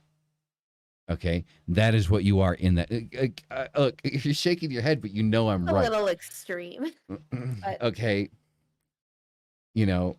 so like that's, to me, that's what it is. Because if you are causing someone else discomfort, then you need to kind of like rethink your fucking life choices. That's the thing, though. I think the part of the problem is, let's just break it into three blocks for lack of having a good example. You have the block of people who don't get involved and don't take that right of your time and space, and they don't engage, and so they're not an issue. Take the other block that does engage, but they don't realize or recognize that they're engaging in a way that's uncomfortable. They're still not going to recognize that they're engaging that's uncomfortable. And then there's the block of people that are actually going to do something where the price could potentially be your life, right? And that's a pretty significant price to pay for something that you have to be considered for. So that makes them the biggest block Mm-hmm. that you have to be prepared for. And that's unfortunate. It's angering because all those people in between, maybe that person that's making somebody uncomfortable has really no clue, and maybe they're on the autism spectrum. I don't know. They have no clue that they're making somebody or having somebody feel that way. But in general, that group of people that doesn't recognize it, they're not going to be the kind of person that will identify that that's a potential problem to begin with, right? And it just made me chuckle a little bit earlier because I remembered a conversation I was having with somebody at work, and they're like, "Yeah, I'm really, really glad we have to wear masks all the time because people don't know, and I'm giving them the finger or cussing them out behind my mask or looking afraid because if I look afraid and people notice it, that's when they start coming for you." And I'm like, Mm-hmm. "Well, that's terrifying." I don't ever think in those terms. And it's not to make fun of it, but there's a comedian that does a skit about where he ends up chasing a girl across the street and down the subway and all across the thing just to say that she, did something, like or forgot something or left something or whatever. And then he's like, I just had realized that I'm the guy she's running from. Like it's funny in the comedian skit, but when you hear it from a different perspective, it's like I can't imagine being that terrified. You know what I mean? And so Well, how do you that's what yeah. can you do? What can the Malices and the Mystics that really don't want to make people uncomfortable? What are things or what would we do differently that could benefit and reduce that? We're going to pay attention to that kind of stuff because I think this is kind of how we do things. I think a Well, lot of people are that way. If we I know think we it's want to do just it, but those other people, they're still going to be the danger, and they're the ones that you pay the price with, so that's not going to change, and I that's think terrible. I think it's just being aware of your actions and being aware of like other people's reaction to how you're acting to a situation. Like Right, but the so people that are the problem are never going to be aware of those. well the people that are problem don't care if they're the problem Yeah, because they want to exactly. be the problem. That's the Mhm. problem. Exactly. So what There's can a you lot of problems in do one sentence. if you're not the problem, what can you do to try to help other people not be the problem? Is that even So possible? there's a guy in Tokyo that they call the Angel of Shibuya or whatever the fuck. And like what he does is he Love it. does shit like he does like certain things, like certain actions. So if he, for example, there's a couple of clips of him on the internet of like, so for example, there's this guy from like wherever chasing down this girl, like saying, "Hey, I just want to talk to you," and grabbing onto her arm, like grabbing her arms, like, "Hey, I just want to talk to you. I just want to talk to you." And he comes up and he's like, "Hey," it was like a Halloween thing. Everybody's dressed I up feel and like shit. I've And he's like, seen "Hey, that. can I take your picture and shit like that?" Just to distract him so the girl can get away. You know, and I think the thing is so I think for those that understand it, like you and I, because I think that you would like talking like Mystic and myself. I think that our responsibility is to kind of like when we see a situation happening, don't let it happen. See, I'm afraid Intervene into that situation. I'll be honest, I have a hard time intervening in stuff like that because I've been the recipient of being gay bashed multiple times and being in the hospital. That would be hard for me. I Um, understand that. you know, I think, and I don't know that I actually would do it. Like, I'm trying to think, would I actually do it? I think maybe my medical background probably forced me to do something if I saw something uncomfortable. Just because I've been trained kind of to look for those things because nurses Mm-hmm. get beat up a lot. Mm-hmm. We kind of have that mentality of how to sidestep those things for other people because we do it all the time to protect other patients. But it's hard to grasp. No, I understand. I mean, I would have to say that, like, for me personally, I am definitely like, and I'm not fucking Superman. I can definitely get my ass kicked. I can get my ass beat. Like, I'm not the strongest person in the world. I'm not the most skilled person in the world. Like, by no means of the imagination. I know women that could beat my ass. Okay. Um, but I'm definitely the type of person. If I see something happening, like if I'm out with someone that I'm with, and I see something happening, I'm still going to intervene. I'm gonna, And I'm gonna jump in because I've been trying to jump in, but okay, jump in, jump in. well, you had asked me. I'm sorry, I'm sorry. So it is actually one of those things, and it's not even just like people like you guys that know that it's an issue and stuff like that. It's everybody, and I mean, I've done this. I've done this myself, and I know girls have done this for me, guys. Like, so you don't have to get into a situation aggressively. If something looks like it's uncomfortable, and it's maybe a lot easier for a woman to do for another woman, but I've 100% seen a very uncomfortable situation go down, And I've gone and I've like immediately just gone, oh, hi. And I gave her a big hug. Like she was my best friend. And I was like, oh, I'm so glad you can meet me today. This and that, blah, blah, blah. Mm-hmm. And the second she was with somebody else, it was a diffuse situation. Mm-hmm. So, I mean, that might be a little bit more difficult for you guys to pull off. Maybe don't go around, hugging random.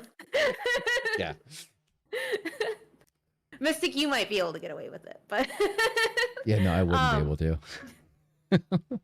But yeah, like there's just situations just like you could go and just be like, hey, but like we'll see. I don't know if it'll work for guys, honestly. So I don't really know. I don't know that I there's think anything that can it really be done. does. I think I just think keep doing what you're doing. Like Mhm. just don't Well, be a part of the problem.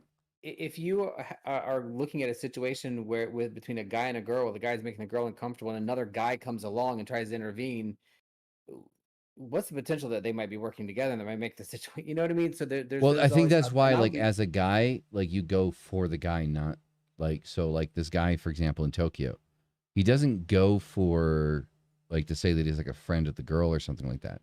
What he does, he goes for the guy and tries to distract the guy and redirect, right? So I think, like, in a situation like that, unless, of course, like, unless I'm getting looks like help me kind of thing, like, it's where I would intervene directly, like, with the guy, like, and of course, like, naturally speaking, I'm going to try to be, as democratic as possible, I suppose, like, kind of like just kind of like being like nonchalant about the situation, not aggressive,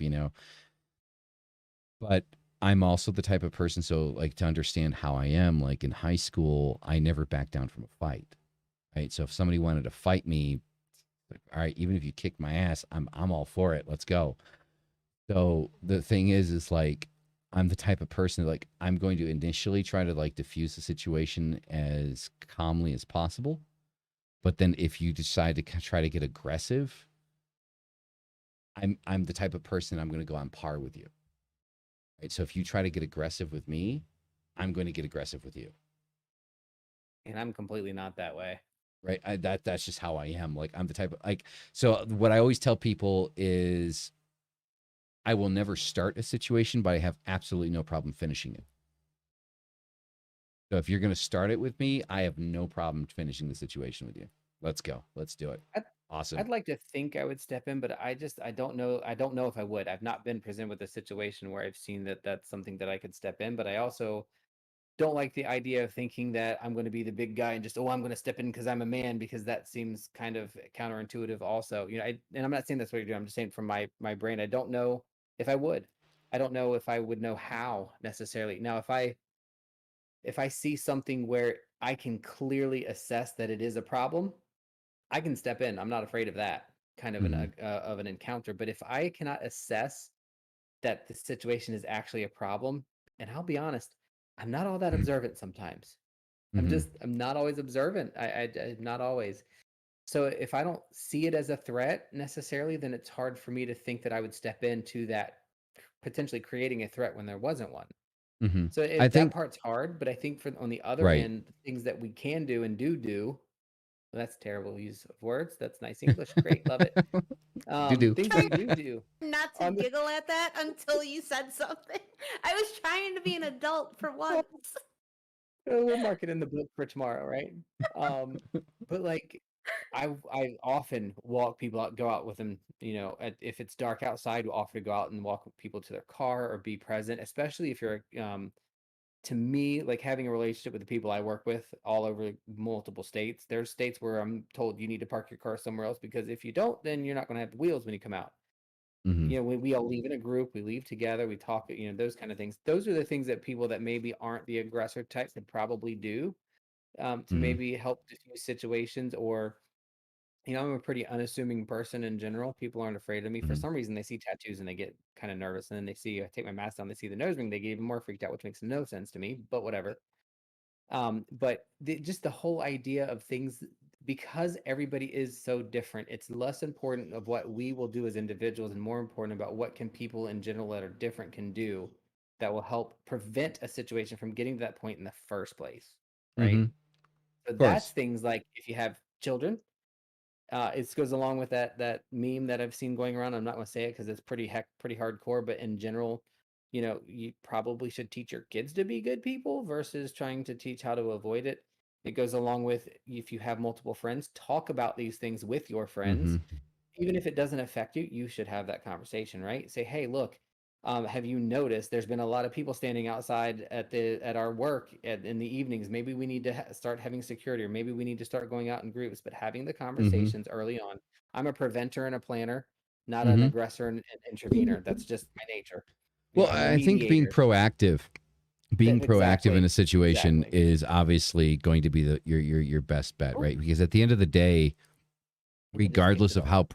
how perfect we'd like to make the world, there are still going to be people that are going to be aggressors, that are going to be predators, that are going to be out there to try to hurt people. Okay, that is their mission in life is to hurt people. When it comes to intervening, like us as men, like a lot of the time we like to talk a big game and we like to talk like, oh, I would do this and I would do that and I would do this. And the one thing I would say to that is that's perfectly fine. If you're that type of person and you're willing to do that, then that's perfectly fine. But to say there's one thing that we never talk about and that we never open up about because we don't want to seem weak. If you're going to intervene into a situation to try to protect somebody, at the end of the day, I'm very well aware that there's a high probability that if I intervene into a situation and try to protect somebody, I can get stabbed, I can get shot, I can get my ass beat. Those are three things that are highly probable that could happen. That could happen to me. That I could try to intervene in something so he could pull out a knife and stab me, okay, multiple times, putting me in the hospital. They could pull out a gun, they could shoot me and kill me, or they could be with multiple people and they could highly hurt me. And the thing is okay, so trying not to be like a toxic, like masculine type of person, Don't do it. I'll but call you on it. Go ahead. Boy, yeah, here we go.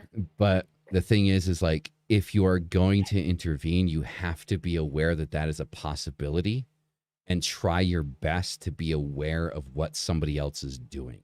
It's not about boasting. Do not boast. It's about being who you are and being firm. You don't have to be aggressive and violent to, to be firm, okay, to mark a line. And generally speaking, 9 times out of 10, if you can casually mark a line, people won't cross it. But you have to be aware that you could potentially be putting yourself into a situation where you can become physically harmed. It's it's going to happen. You put yourself into that situation enough times, somebody is going to stab you. Somebody is going to try to hurt you. Okay? Because when you step up, there are going to be the people that are the weaker people that are going to back down and be like, all right, I'm not going to get involved because this person is here. But there are other people out there that will take that as a challenge. So when you step into a situation, if you're dealing with someone that is going to be looking that as a challenge, try to be as aware of that as humanly possible, because those are the dangerous situations. Because when somebody looks at you as a challenge and like, I'm going to accept this challenge, for as toxic as that sounds, that's how that mentality works. That is how it works, whether we like it or not. When you step in and say, hey, this is my friend, how are you, stuff like that, and you try to diffuse the situation, they're going to take you as a challenge and they're going to do something to try to hurt you. So you cannot go into a situation thinking that I'm going to do this and because I'm a fucking badass, everything's going to be fine. Because there's always somebody out there more badass than you are. Always. And you need to be prepared, at least mentally, for that situation. Like, regardless. And if I put myself into a situation where I'm going to be combative with another human being, I'm try to make myself aware, as aware as I possibly can, that this can potentially happen to me. I'm potentially putting myself into a situation where I'm going to be hurt. It's just something that you need to be aware of. I don't know if that sounds toxic to you guys. I wouldn't say it sounds toxic. It's a highly personal decision, and I think a lot of people will probably highly support that decision because we all would like to be the hero. I think in the actual situation, it's probably going to be unlikely that that's how Mm-hmm. things will actually turn out. Um, which goes back to the just it takes a village of people to change a behavior of things like that. We're Mm-hmm. never going to get rid of it, like you said. There will always be people like that around. Um, but if those of us who are paying attention actually can listen and hear what's being said, like I would never go to somebody and tell them to take their earphones out. Like Mm-hmm. I just So, wouldn't. But Siggy, if oh, oh, it could go happen, I ahead. guess. And by the way, I apologize. I'm actually going to take a quick pee break. Okay, So go for it. I'll be right back. So, Sig, I'm curious though, on your perspective, if you're in a situation and somebody tries to intervene, like myself or whomever, how are you going to take that? Like, how would you view that? Like, would you view that as they're in cahoots? Would you prefer somebody not to? Like, I guess it's all dependent on the situation. So the whole thing is generally you can kind of gauge how how dangerous a situation is. You can't always gauge it, but most of the time you can. And so, I mean, in the situation that I was talking about earlier, where there was I was at the bar, I was with some friends, saw a very uncomfortable girl, and I went and I just like was like, hey, blah blah blah, pretend like she's my best friend, brought her over mm-hmm, to us. Like that was fine, but I'm also a woman, so I guess that's like mm-hmm, a little bit of a different situation. But once there is that other person involved, it tends to diffuse the situation. Now, with a hyper aggressive masculine energy coming in, that's probably going to make things a million times worse. I know you weren't saying hyper aggressive, like you were mm-hmm, actually saying that, the opposite. Like there's other ways to diffuse the situation. mm-hmm, But honestly, it's one of those things that you can't ever really tell how that's going to go. So I can't say whether or not I think it would be a good outcome until the outcome actually happens. mm-hmm, Um, like the gentleman that you were talking about in Tokyo that like distracts the person long enough so that the girl can get away. Like that type of thing would definitely probably be appreciated. I mm-hmm, don't know, like that, if depending on the situation and how in danger I am, if I'm like expected to stick around afterwards, probably not going to be a thing. You know what I'm saying? Like mm-hmm, I don't like I just it's it's very varied, I guess. I hate mm-hmm. using those together. I hate the English language, by the way.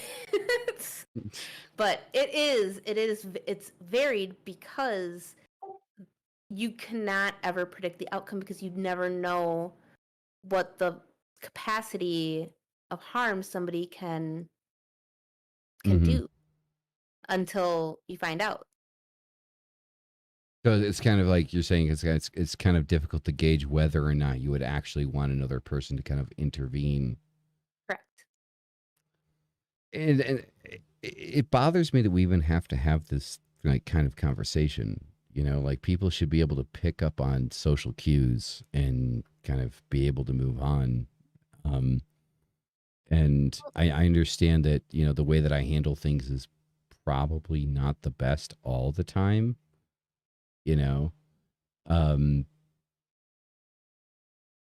but I'm that type of person that like it just bothers me when I see just injustice in general. This is the best way I know how to describe it. Like somebody taking advantage of another person that can't defend themselves or defend themselves in that situation. And because of being someone that has suffered that as a child, so one of the things I said that we're going to be getting into, um, is specifically that. One of the reasons why my mentality works the way that it does is because, I've, been taken advantage of several times by several different family members in my life. As a child, and as a child, you don't know any better. Like, you don't know how to defend yourself. You don't know how to, like, ask for help when there's nobody around. For those that are unaware in the chat, guys, I mean, one of the things that happened to me made fucking national news. You can look this shit up on Google if you don't fucking believe me. I was tied to a tree and left for fucking dead, completely naked in the middle of winter in the woods. After somebody took advantage of me. I was fucking 6 or 7 at the time. In the woods, tied to a fucking tree. Like, the only reason I made it out of the situation is because the person didn't know how to tie a knot really well, and I was able to fucking wiggle out of it. But also, like, try to imagine being like 6 or 7 years old, completely fucking naked, tied to a fucking tree, and then trying to make your way through the woods to find a fucking street so you can get somebody for help. It's not an easy situation. And the fact that there are people that exist in the planet. So excuse me when I say that, people that prey on other people, I hope you all fucking die. I hope you fucking die. I hope you get hit by a fucking bus. I hope somebody fucking murders you. I hope with every fiber of my fucking being, if you're listening to this podcast, every fiber of my fucking being, I hope that you fucking die a slow, painful, agonizing fucking death. That you scream and cry and beg for your life the entire fucking time. I hope and pray with every fiber of my being that happens to you. So when I sit here and I talk about intervening, it's something significantly more personal for me because I've gone through it, because I wished somebody would intervene. I wish that there was somebody that I could ask for help. But there wasn't. There wasn't anyone that I could ask for help. Because when I asked for help, it was my fault. I was the one blamed for it. I was the one punished for it.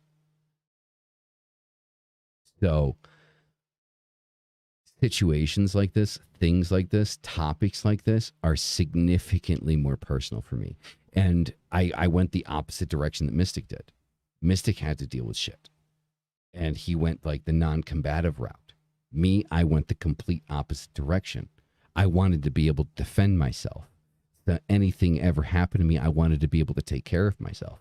I wanted to be able to protect myself. I wanted to be able to protect other people that were going through the similar situations. So it bothers me first and foremost that we even have to have this conversation, but at the same time, yes, there is a certain amount of protection that we can have by preemptively kind of looking at situations and trying to feel situations out. But through personal experience, sometimes it doesn't matter how preemptive you are. Shit's going to happen. And, you need to be able to take care of it. Or when I see someone that can't, I want to be that person that does, because I know the signals, I know the signs of a predator. I've seen it my entire life. Okay, so that wasn't the only time in my life that I was taken advantage of.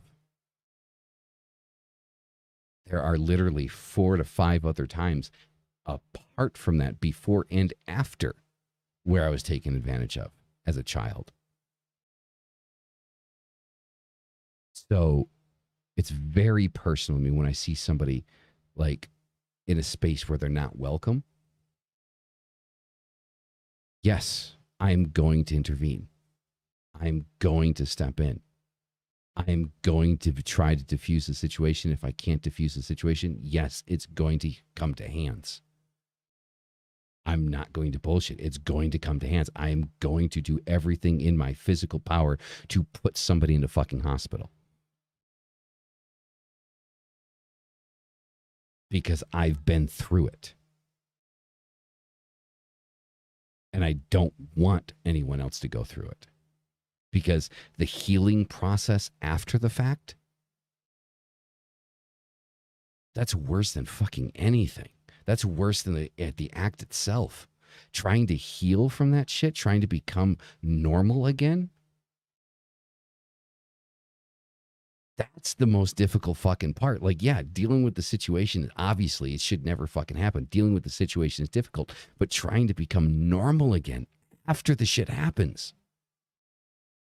that's the hardest fucking part, because you can't. You can't become normal again after that, because everything you see triggers and reminds you of what happened. Everything. So if I can save someone from going through that, I'm fucking going to. Call me a fucking, like, you know, like macho or whatever the fuck you want to call it. I don't care.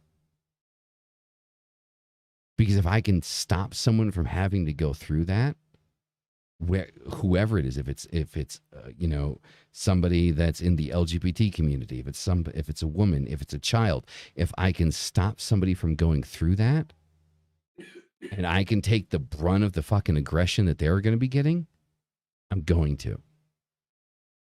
I'm fucking going to. So that's where I fucking come from. That's why I think the way that I think. And I'm realizing that, like, my two co-hosts are, like, sitting there very, like, uncomfortable and silent. I mean, So- I have so many different things to say that would be completely argumentative and contradictory at this point. So I'm going to refrain from that at the moment. I mean, by all means, man, go for it. Like, I mean, that's what this is about. It's about the conversation, right? So, I can't remember the exact comment, but there is one point where you had but I'm going to defend myself. That would offend me in a normal situation, but I know you. The fact of choosing not to fight is not the lack of defense, Mm-hmm. and being a man is not the reason why you should do the right thing. Those two things bother me. Okay. My interpretation of somebody who has dealt with their childhood trauma would be to choose the non-combative method. That's a personal opinion. Okay. You know, because the end result is that other people will see and feel that because they don't intervene in the macho toxic way, that they're not up to par or good enough to be, you know, part of the solution, I guess I should say. Mhm. So I just think it's very important that it is clear that your response is yours because of your situation, which you were very clear about that, which is great. But we have to be very careful about the other people who are listening, who feel that they're going to perhaps jump to that method a little Mm-hmm. inappropriately, I should say. Mhm. Yeah. So, you know, like when I first was dealing with the things that I have dealt with in my past, my response was anger, and I want to defend everybody else, but that was for me. I wasn't Mhm. defending people that needed defense. I was defending people because nobody did it for me. So Mhm. that became a emotional trauma that I relived over and over and never dealt with. Once I moved through You're right. that and realized that aggression and that need to defend other people wasn't the purpose, that's when I moved my brain into this to the actual diffusion type of a situation. You know, I've devoted my life to things that I can do to help others through my Mhm. job and through the things that I've chosen to do. But it is very clear that it's important people do not think that that is what it means to be a man, because Mhm. that has been my lifelong issue. I am not a man because I am not a fighter. I am not a man Mhm. because I am unicorn vomit. I am not a man because I don't step in and fight somebody when they're going to take advantage of somebody. I do things in Mhm. other ways. And I am not saying at all that you said otherwise. Just this is for the No, sake no, of the I conversation. completely understand. Okay. But before Just I throw my 2 yeah. cents, I want to hear Ziggy's side of this. Well, okay, so actually I want to like kind of jump in on just what Mystic was just saying, cuz so I agree with you a lot about that because okay, so I have taken issue with the term man up Mhm. for so fucking long of my life. Like it makes me insane because it's like because part of the problem so the beginning of this entire discussion where we were at, part of the problem is that boys are raised to feel like you can't express your emotions. You are not allowed to feel your feelings. You need to toughen up and you need to just shove it down. And that is what creates this Mhm. whole just horrible situation that Mhm. happens. And it's not everybody, but it's really fucking unfair Mhm. to these kids that are growing up and they're feeling like, oh, I can't, I'm not allowed to feel my anger or my sadness, or like I can't express these emotions, otherwise it's looked down on. Like that's not the way that it should be. We're humans. We're all humans. We all have feelings. We all experience sadness. We all experience, anger. We all experience, happiness. We're Mhm. allowed to express those feelings in a positive way or just in a productive way. Mhm. But like I was a very big tomboy from a very young age, and I hung out with mostly guys when I was growing up, when I was Mhm. a little kid. And like I would remember if somebody got hurt and they were crying and their parent they would come out yelling like, don't you cry and blah blah blah blah. And it's like, no, like they're injured. They can Mhm. cry. Like, what the Mhm. fuck? Sorry, YouTube. No, that's fine. Sometimes I forget we're on YouTube. But no, it's one of those things like that is part of the problem. That whole well, I'm only a man if I do this, and I'm not a man if I do this. Like But it's it's not just just that though. It's not just that though. Like, and forgive me for cutting you off, but like one of the things that like me personally, that I've had to deal with is that I'm generally very in touch with my emotions. Um, and it's something that I slightly pride myself on, even though I feel guilty after the fact. Like I do. Like, I mean, if I'm crying about something or something like that, I feel guilty afterwards. what you shouldn't. Um, and though I understand that, you have to understand that generally speaking in society and in many relationships that I've been in, like whether they're friendships or otherwise, I've been judged for being emotional. Been judged for being in touch with my emotions. I've been called a whiny bitch, um, by females. Like they have called me a whiny bitch because I'm in touch with my emotions and how I feel. So it's not just like your parents, but it's also society at large that has this idea that I'm the one that needs to sit down, shut the fuck up, make the money, and be happy with what it is that I get in my life because of the work that I put in. Otherwise, like I'm just bitching and complaining. And it sets a standard in the mind, which is one of the reasons why I feel guilty when I get emotional. Like, which is generally when I get intoxicated. So I apologize ahead of time, chat. Um, that, I get further kind of like in touch, like with my emotional side. And then that kind of comes out as, a flaw, right? Being in touch with that side of myself. That's society at large. I'm not allowed to be like, so there's this, as much as I hate to say there's a guilty pleasure I have is TikTok. I do kind of scroll through TikTok and stuff like that. I love And TikTok. Oh my god, I don't like either one of you right now. and That's the there's worst this thing you've said on one, there's this topic today. one that I saw that I really resonate with because it says, as a man, nobody gives a fuck what you feel. Nobody gives a fuck how you feel. Like, if It's true though. your Like your job is like, so it literally says that the only things in life that are truly loved unconditionally, like generally speaking, are children, animals, and women. Men, the love that men receive are based on what men can give. And I've lived it. I understand that there are people that don't think or feel that way, that don't see things that way, that that's not how it should be. And it's not how it should be. And it should not be a societal standard, but it is a societal standard. Like whether or not like I'm cared for, past tense. There's a reason I'm saying past tense. I hope that's understood. Is based on what I could provide. And if I couldn't provide, then I was looked at as weak. I was looked at as worthless. I was looked at as I wasn't fitting my role. And this is where toxic masculinity comes in. Like, this is where people need to understand where toxic masculinity comes in and why toxic masculinity exists. If you want to extinguish toxic masculinity, then you need to stop treating men toxically. At least the good ones. There are pieces of shit, and you know what? Ziggy has said it in past broadcasts. The fear that most women have are by middle-aged white men.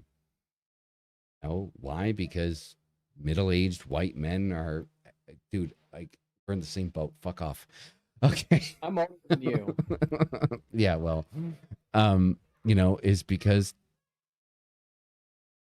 we do shit that we shouldn't fucking do. We do. It's that fucking simple.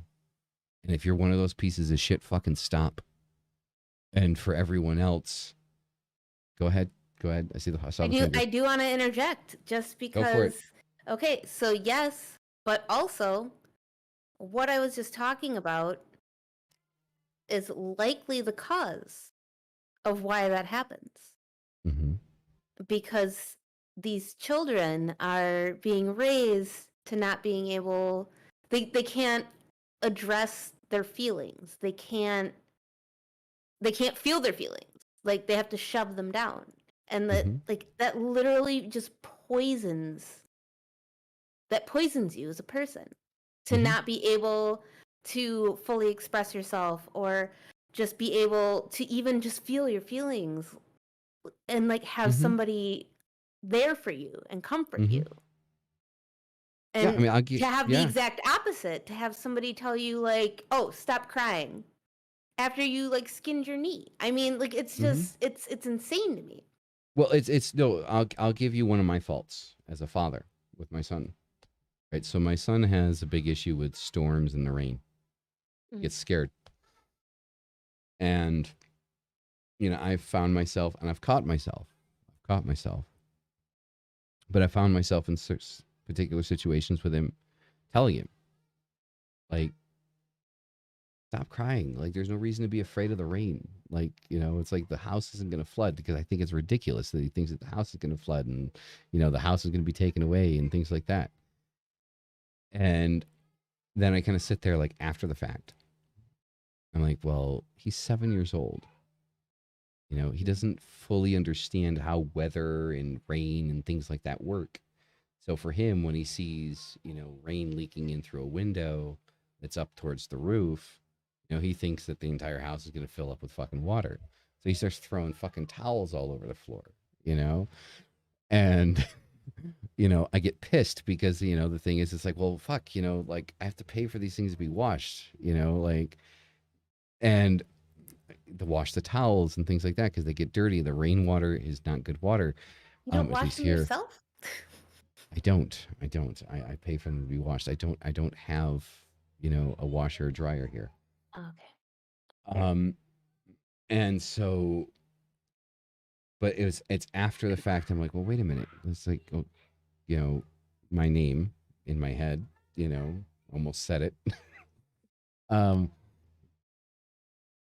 He's 7 years old. You need to explain to him, like, why he shouldn't be afraid. And that it's okay that he's afraid, but he shouldn't be. And this is why he shouldn't be. That it needs to be an elongated discussion. It's not just be quiet, stop crying, like you're being ridiculous, because he doesn't know he's being ridiculous. Mhm. I know he's being ridiculous. You guys know he's being ridiculous, but he doesn't know he's being ridiculous. And he needs to have that explained to him so he understands, oh, yeah, Dad, that is kind of ridiculous. And so I've caught myself in that, and I've stopped and I've gone and said, hey, so why are you afraid of the rain? Why? Like, not, oh, you shouldn't be because of this. Why? Why are you afraid? Oh, because the water gets in the house. And why does that scare you? Because I don't want the house. He tells me, like, I don't want the house to be full of water. And it's like, do you see the amount of water that comes in the house? Like, have you seen it? Yeah. Is it a lot? Yeah. Well, for you, it's a lot, but it's not going to fill up the house. Do you see how big the house is? Big, Dad. Well, just imagine the amount of water that needs to come in. It doesn't rain that long. Oh, yeah, you're right, Dad. And it's a conversation that needs to happen. And I'm not perfect. I'm not a perfect father. I'm not. I do my best to do the best that I can for my son. I really do. But I'm not perfect. I'm human. But I think the thing is the important lesson in this conversation and this point that I'm trying to make is that understanding that you are human, that you're not going to be perfect and nobody's going to be perfect. And it is within that unperfectness that we are perfect, that we need to cater to that fear and talk it down instead of trying to beat it down. Because it's when you beat it down or you try to beat it down that it becomes a life issue.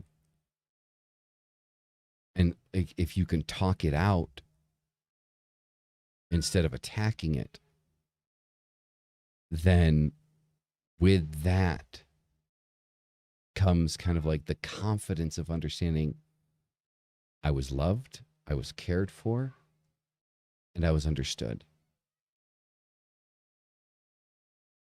And there it is. So I'm not perfect. I'm not perfect. I'm not. And I would love to be the perfect father, but I'm not. And it's a learning process as I go through it. It really is. It's a learning process as I go through it. Every day there's something new that happens, or a question that he has, or something that he doesn't understand. And like in my brain, I'm like automatically like, seriously, dude? But, like, you have to understand you're dealing with a child and they look to you for the answers.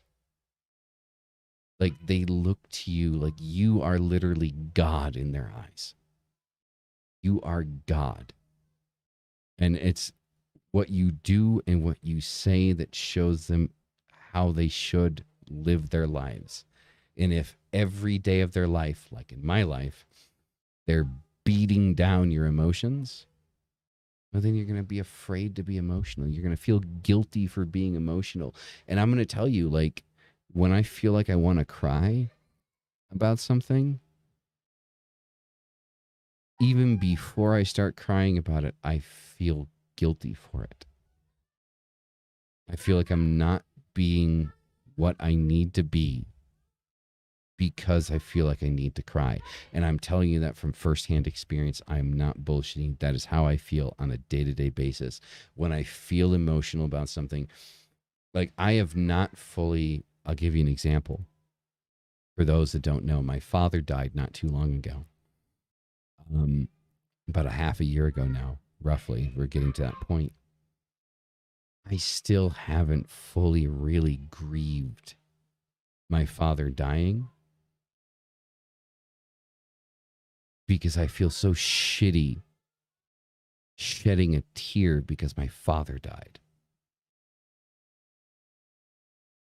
And I'm just being honest. I'm just being honest. Like that's like, if you want confirmation that toxic masculinity exists, I am your confirmation.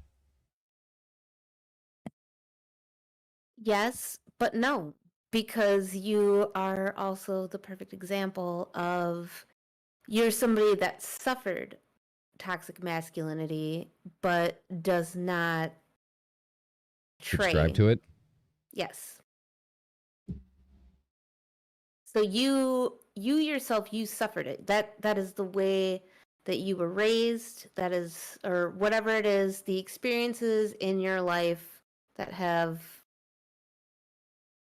put those feelings into you, and the fact that like you feel like you can't cry, and you feel like, you know, you have to feel guilty if you want to, but like you also still do at times when you want to. I don't know if you all the time or whatever you need to like express that. I don't know that, but what I do know is that you are, like, just with talking with you, you're very in touch with your feelings, and you're very expressive about your feelings and like what is going on with you, and that in itself is you not carrying on the things that were bestowed on you when you were growing up, or, you know, even so you were talking about in your relationships. Well, I mean, I try, but I mean, the thing is so it's still ingrained in there. You know, I mean, Absolutely. you know, it's a lot of like talking to other people and like kind of like understanding psychologically in like the mental health side of things that it is necessary for me to cry. Like it is necessary for me to allow that to happen. And though I do allow that to happen, it doesn't negate the fact that after the fact I feel guilty. Like there have been many times, many a times that in stream, for example, I'm, you know, drinking and I'm listening to a certain kind of music and it just triggers something in my head and I get emotional and I kind of let loose a little bit. And then the next day I'm sending everybody apology messages because they had to witness that. Which you don't have to do. Yeah, and last time you sent me that apology message, I hope you saved what my response was to you. Right? The thing is, like, to me, my personal mindset or my own thoughts on toxic masculinity is things are toxic when they are at a point where they cause a difficulty of doing something, right? It's like a disease, and that's something. Certain things like sadism and masochism is not a disease unless it interferes with the function of the things that you need to do. To me, the guilt that you feel, if it's a negative coping mechanism so that you don't have to continue dealing with them and let them follow all the way through, it's a symptom of going around a problem instead of through it. um you know, and I think everybody probably feels that at some point. Maybe I'm wrong about that, but in the end, the only thing that matters to me when it comes to something being of toxic masculinity is the inability or unwillingness to attempt to try to alter or change how that process is or how that happens. So if I have a child and I teach my child the same way that my family taught me, you know, having to move out of my house, not by my choice, not being still being a minor, because of who I was, Is that that to me is a the thing that the three of us toxic. have in common? I mean, I think that's that comes out of toxic masculinity, and I think, you know, we're not obviously doing a podcast about that specifically, but the I think it's idea part of it Hey, though. behind, maybe we should. yeah, but I think that, We do all share that. yeah, and it comes down to, we're all imperfect. We're all going to screw up. Nobody's the best father, the best son, the best kid, the best anything. We're all the just who we are and what we do with it, but it is what we do next that matters. It's sunk cost. My sunk cost is family didn't have family. My mom was gone for 20 years, you know. I've had things happen to me. Those things have already been paid for. I do not need to carry them in my bank account. I can go forward and deposit things into my bank account, into my mental status, that are going to prove me and provide for me to move forward and do things better now than I did yesterday. I'm still learning this whole process, you know, and probably will until the day that I die. So how many times I screw something up doesn't matter. What matters is that when I screw it up or when something doesn't feel right, I do something about it. I had a terrible time showing any emotion. I was in therapy for a long time for anger management, for anger outburst syndrome, where I would have and I will be honest, I still have outbursts, never at something big. You can probably come up to me, punch me in the face, and walk away, and I'd be like, dude, that sucked. But if I stub my toe is a bad example because I think that's everybody. But if you like don't place the stapler back in the right place, I might lose it, right? And so I was in therapy for a very long time for that, from high school. And I have learned now, like, I feel and have somehow equated, probably a little bit through spirituality for me, that I feel nothing but incredible positivity when I cry.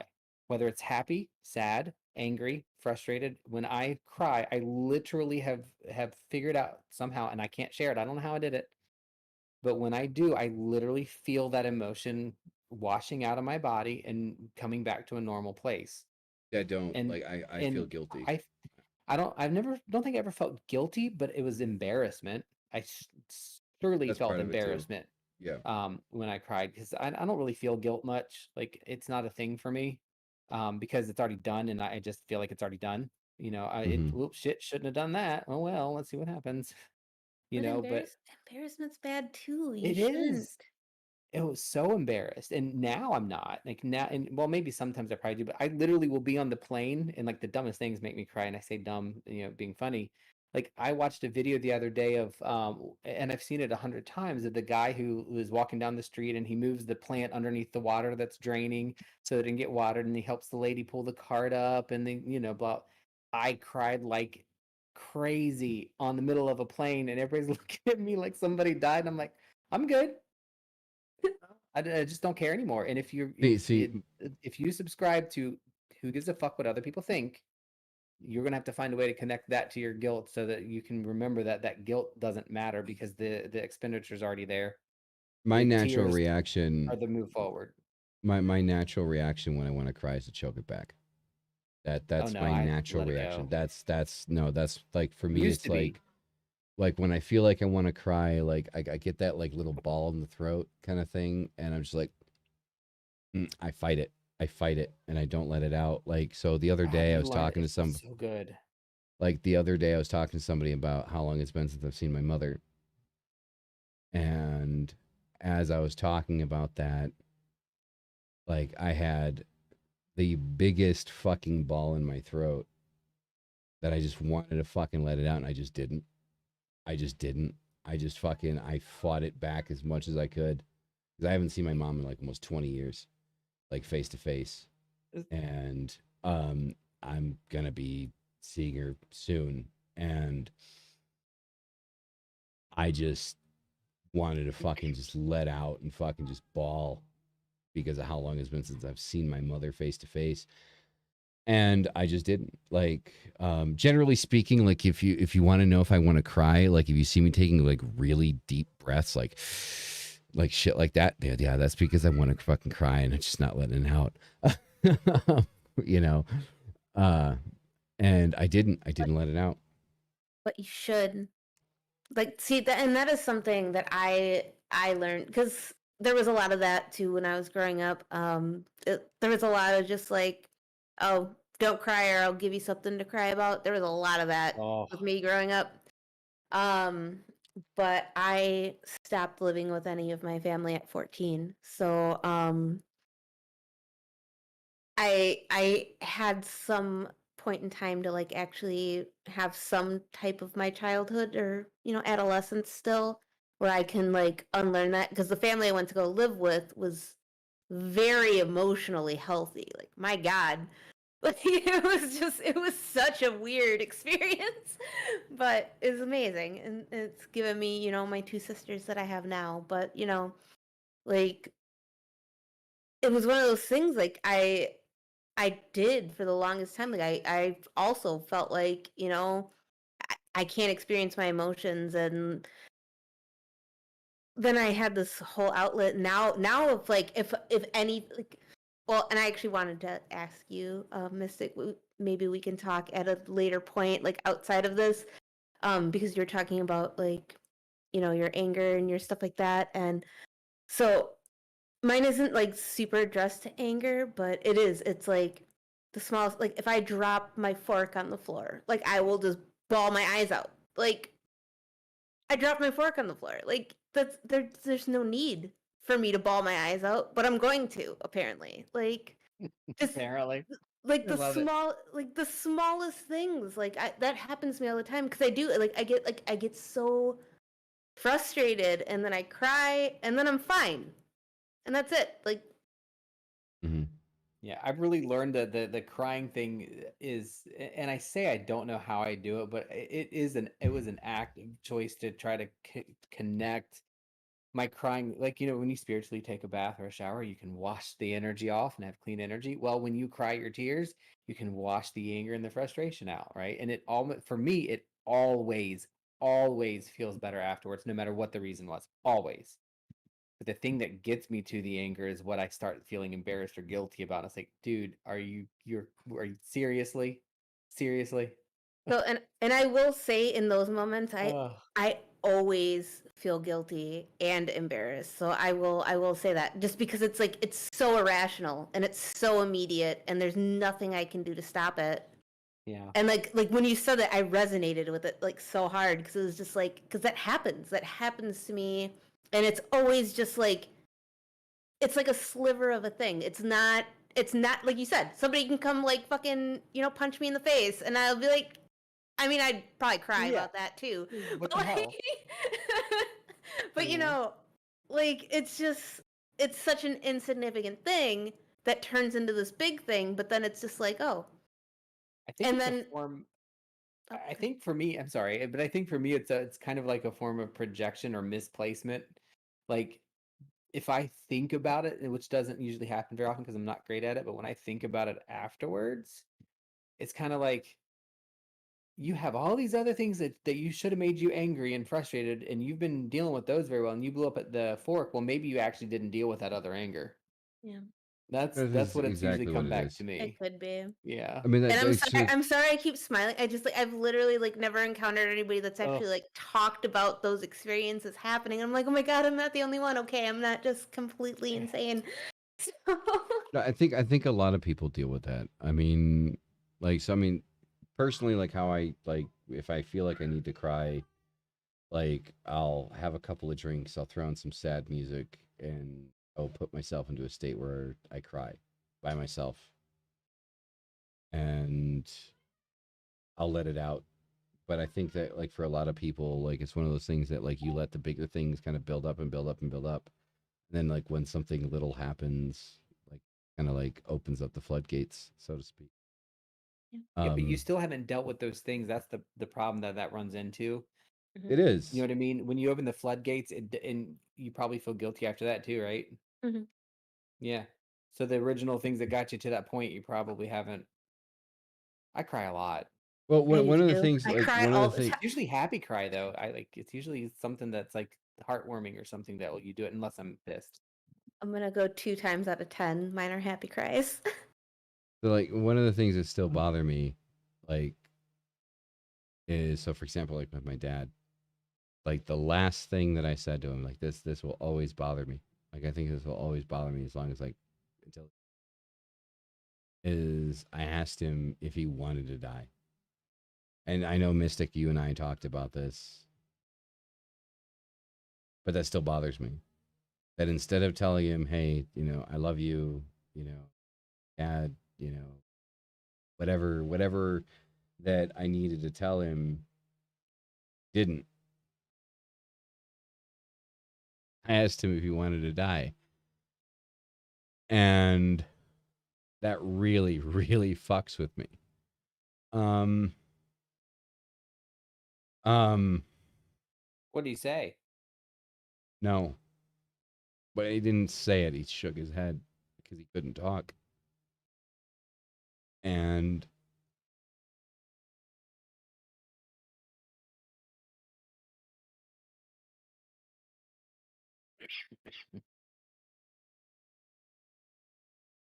that was just not a good situation for me. And that's something that I guess kind of got replaying in my head.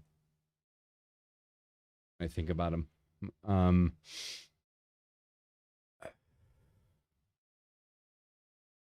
Do so you do you think in your reconnection that he already knew that he was your father and that you loved him? and that I it knew didn't I need to knew be that he did. spoken. I knew that he did. I don't think that I said it enough. But He said it a lot. it was probably an unspoken thing. He knew. He knows. He knew. So it was just kind of like, because it was literally that night after that he died. And it was me that like said that he should go to the hospital, because going to the hospital that they would be able to help him. And I made him promise me, because he was the person who told me that you never break a promise. Like when you make a promise, like your word is your bond. You never break a promise. You never use that word unless you are absolutely unequivocally sure that you can actually pull through, like what it is that you're saying that you're doing. And I made him promise me that he would go to the hospital, because I told him that going to the hospital, they're going to help you. They're going to help you pull through. And it was that night that he died. And I think that there's a lot of guilt with that, because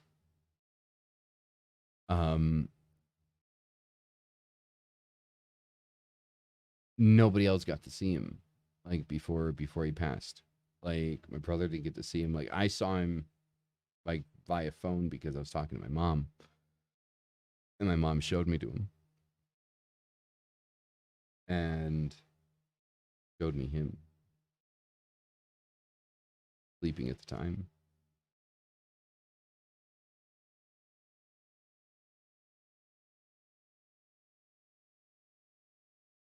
And I just really wish that I could take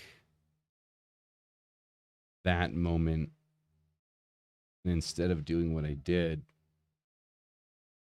tell him how much he meant to me.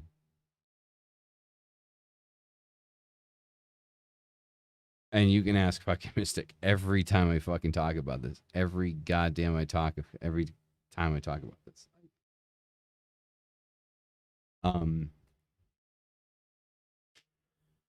Yeah, it's an irrational holding on to something that you feel like you had a finger in causing, when absolutely impossible that could even be the case. I don't really believe, and this is really making it about me again. I'm just gonna do it. I don't believe anybody dies before or after they're supposed to, regardless of any reason. I don't think we have no control over when the meat suit says bye-bye. We really don't. And so go to the hospital, don't go to the hospital, results the same. Somebody goes to the hospital, lives 5 years longer, but in a way that has no quality of life. That was could have been a potential at the time for your father. Things happen for a reason the way they do. It pushes me back to that idea of, I wish I could have, I would have, I should have. We're always all going to have those moments. Like that's just never not going to be a thing. That's part of the human condition. I think, like Noella said, I think anybody would feel that. Like you would. He, those things are known. Now, human brains don't like to admit that or allow that to come into our ideas or where we think, because it's easier to feel guilt, because that is how you are holding yourself accountable for the emotions that you're not showing, right? So if I'm going to feel guilty about it, I'm going to feel bad about it, I'm going to keep reading myself through it over and over again, so that at least I know I cared. You don't have to prove it anymore. It's not necessary. There's nothing to prove to anybody. You know it. They're no longer your father, or if somebody else, the other person is no longer here with us to share that. And then you have to look at it, either you believe that there is something more and that you'll reunite, or that they knew it, or you believe that they don't. Either option, no change in the outcome. Nothing's going to be different. I mean, that's true. I guess part of it's just because like I kept saying that. Trying to turn into a fucking therapy session. I'm sorry, chat. Yeah. Mental health podcast. I mean, I do think that we should address something though at some point. Something What? in chat. What? Oh, Go for it. Well, no, I would like you to finish your. Please. All right, I'll do it as quickly as possible. You have Oh, no, 6 no, no, minutes. no, You, no rush. you have 6 minutes left in your session. No, no, no, no, no, no.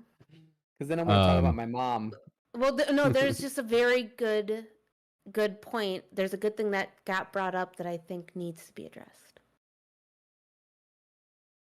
All right, because you're allowing me to finish, I'll finish, and then. I'm not allowing. This is not my podcast. I am merely a guest. But I kept saying that I was going to come up there and I was going to help, and I was going to be kind of like a part of everything, and I just wasn't. And I think there's just like a lot. Like my brother is a lot the way as far as like the emotional shit is concerned. Like, I mean, he deals with shit by saying that like our dad died like the day that our father had a stroke. Like when he had that stroke, that's when he died. Like even though he wasn't dead, because the way that our father is, or was rather, is you don't give up. You don't stop fighting. Like that's what we were instilled with growing up. Like growing up, that's what I was instilled with, is that you don't stop fighting.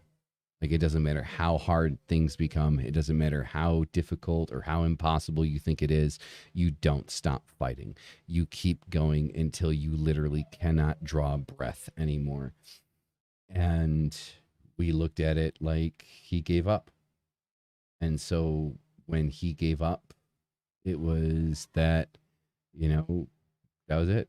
That's when he died, the day that he gave up. And I always said that, like, I don't think that he gave up. I think that there was more to it. And there was. Like, he had a tumor in his throat, which is why he couldn't eat, which is why he was getting thinner, which is why he couldn't get the sustenance that he needed. But nobody knew that there was a tumor in his throat until after he died. Um, you know, and, it was just, I think for me, so one of the problems that I've had for a very long time until recently, is that any male friends that I would have, like that were, for example, older than I am, I would try to kind of instill kind of like that father kind of concept into them, because my biological father bounced when I was 6, left me waiting for him when I was, on Christmas. I was literally with my bag, my coat, everything on the porch, waiting for him to come and pick me up, and he just never showed up. And I was there until 4 or 5 o'clock in the morning, because that's what my mother told me, because I don't remember, like, myself 100%. Like, I remember the day, but I don't remember exactly how everything went down. But I was there until about 4 or 5 o'clock in the morning on the porch with all my shit, waiting for my dad to come and pick me up, because in my head, it's like, it's my dad. My dad's going to come and get me. He's coming to get me. Like, it's my dad, and he just never showed up. And then my stepfather and I always butted heads on fucking everything. And for the longest time, we fucking hated each other. And then we finally kind of got to the point where we're like cordial. And then we kind of like, I've decided to say, like, I forgive him for the shit that happened, to the point that I wouldn't even bring it up. Like, I wouldn't even talk about it, for as much as I wanted to talk about, like, and ask him, why did you do this? Why did you do this to me? Why did you hurt me like this? I didn't, because I was like, it would only regress the relationship that we were building at that particular junction. And I only got a year with him. That's all I had before he died. I had a year. And then he died. And everybody else had a lifetime with him. Everybody else had, their entire lives with him. I only had a year. And I'm not going to lie, I want more. Like, there are things that I want to talk to my dad about, but I can't. Because he's not here. So, yeah.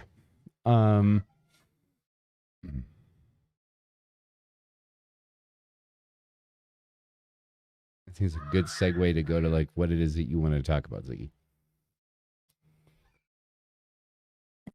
Well, first off, I want to say, like, thank you for, like, letting us in on all this and letting us know. And honestly, like I said before, I know that you keep beating yourself up about the last thing that you said, but honestly, I think it was unspoken.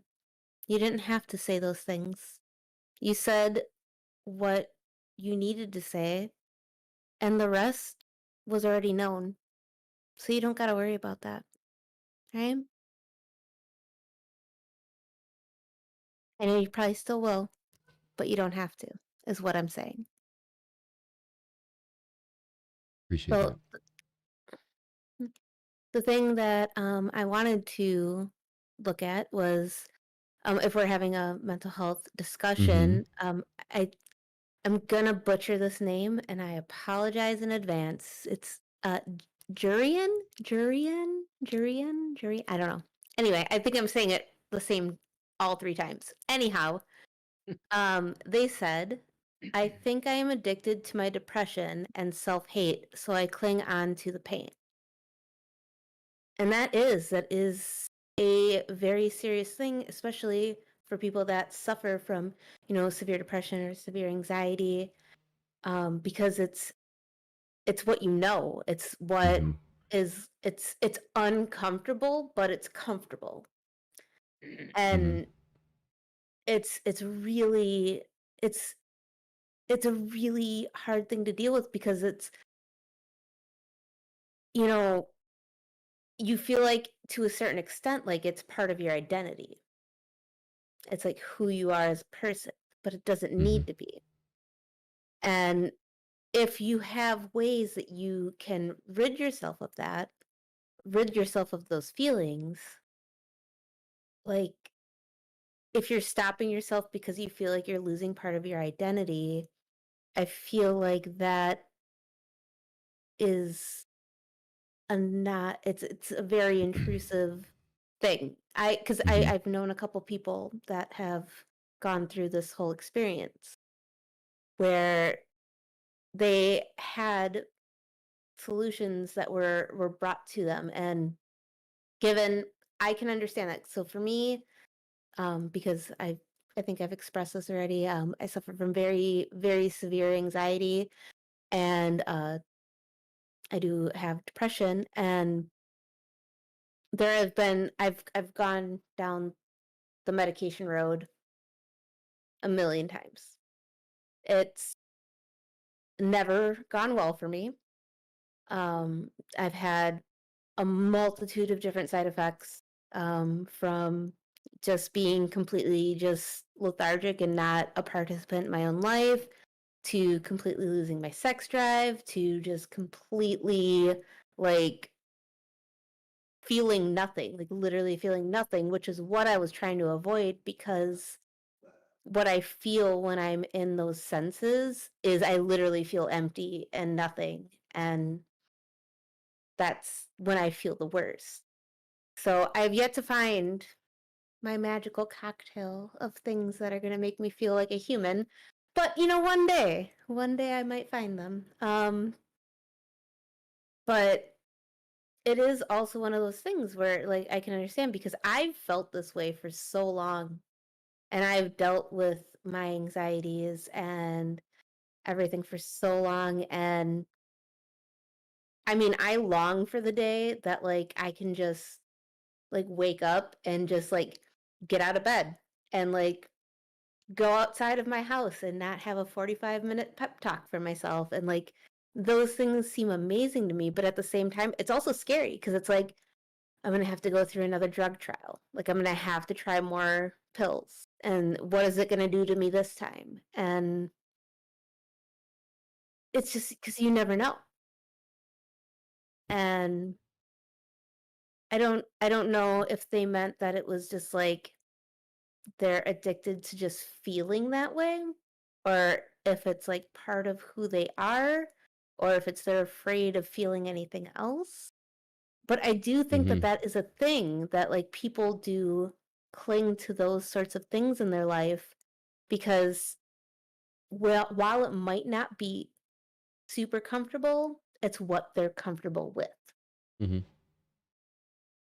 Yeah, I can definitely completely resonate with that. I saw that comment. So for those that are, Oh, what's that? sorry.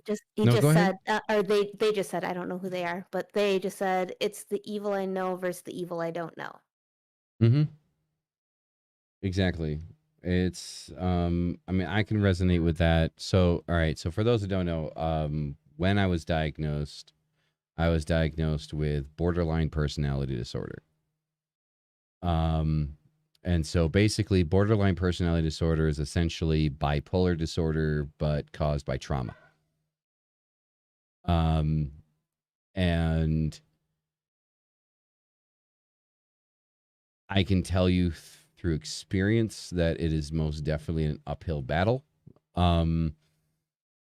Because the moment that people know that you have your borderline personality disorder, like a lot of people just don't take you seriously, especially the people that know what the fuck it is, like in a lot of things, and that's pretty shitty. But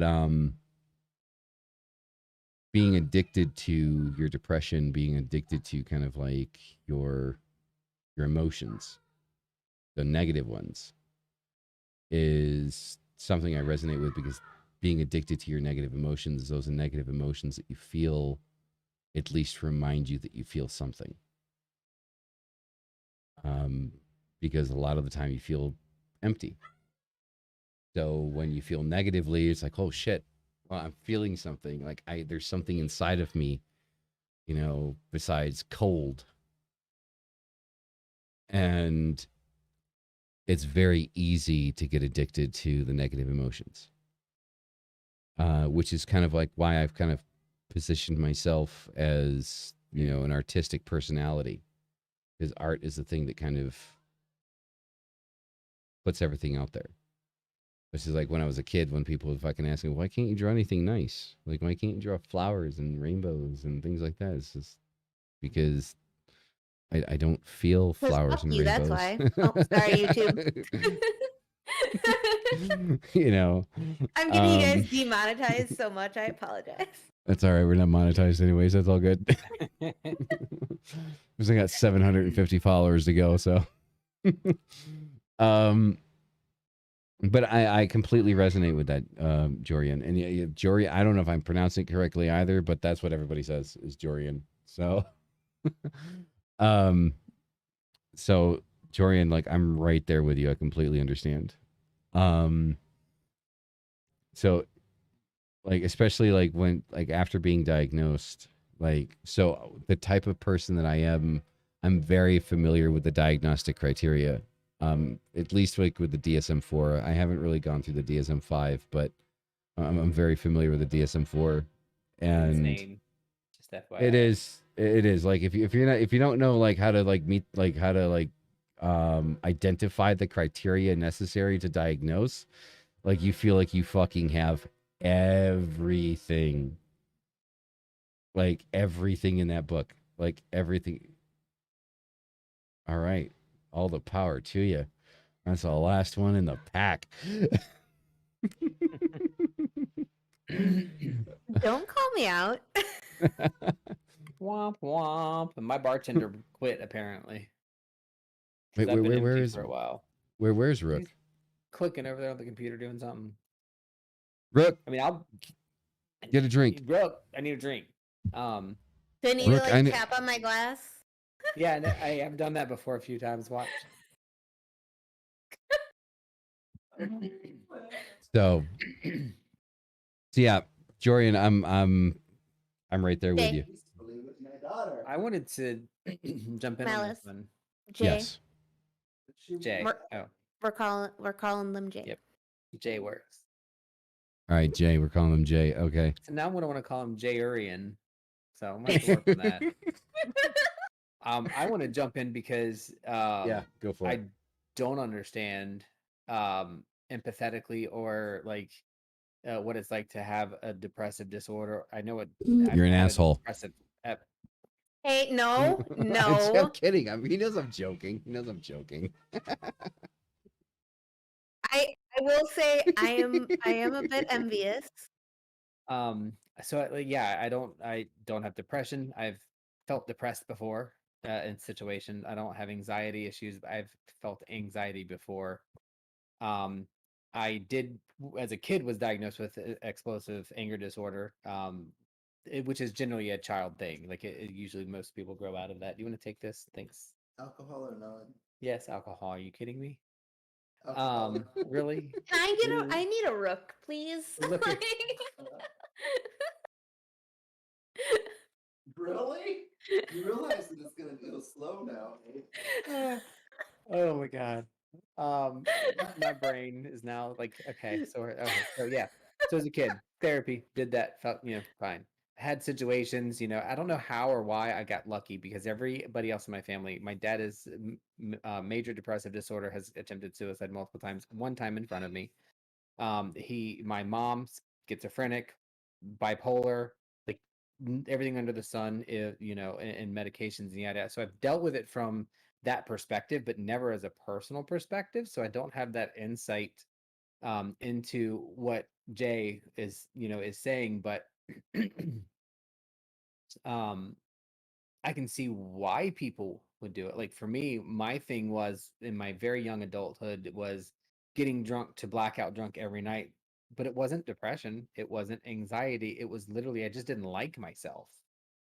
And so I think I've heard people say sometimes when they feel in the severe depressive episodes, and my mom is one of them who still thinks she might. I'm not saying that on TV because it'll be recorded or on YouTube. Anyway, offline that conversation with the medication that she was providing her husband at the time, number 4. You can fill in the blanks on that story.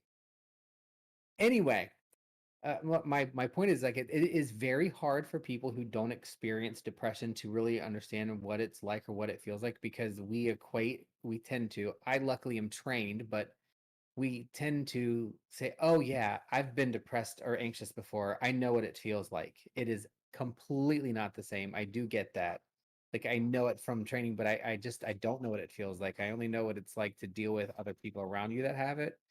I've been around a lot of people who do things like the cutting, they say, well, at least that reminds me that I can feel. I know that was mentioned, or um clinging on to the pain of depression because and this is something, and what brought it up for me is my mom and her medication. you know she was gone for most of my life. She came back into it, yada yada, long story. We had our explosive problem things and we're finally in a good place, but it comes down to when you take a medication that alters your thought process, along that thought process of depression is also associated with every other thought process that you do. So I can only assume that the feeling of a pill changing who you are has got to be terrifying.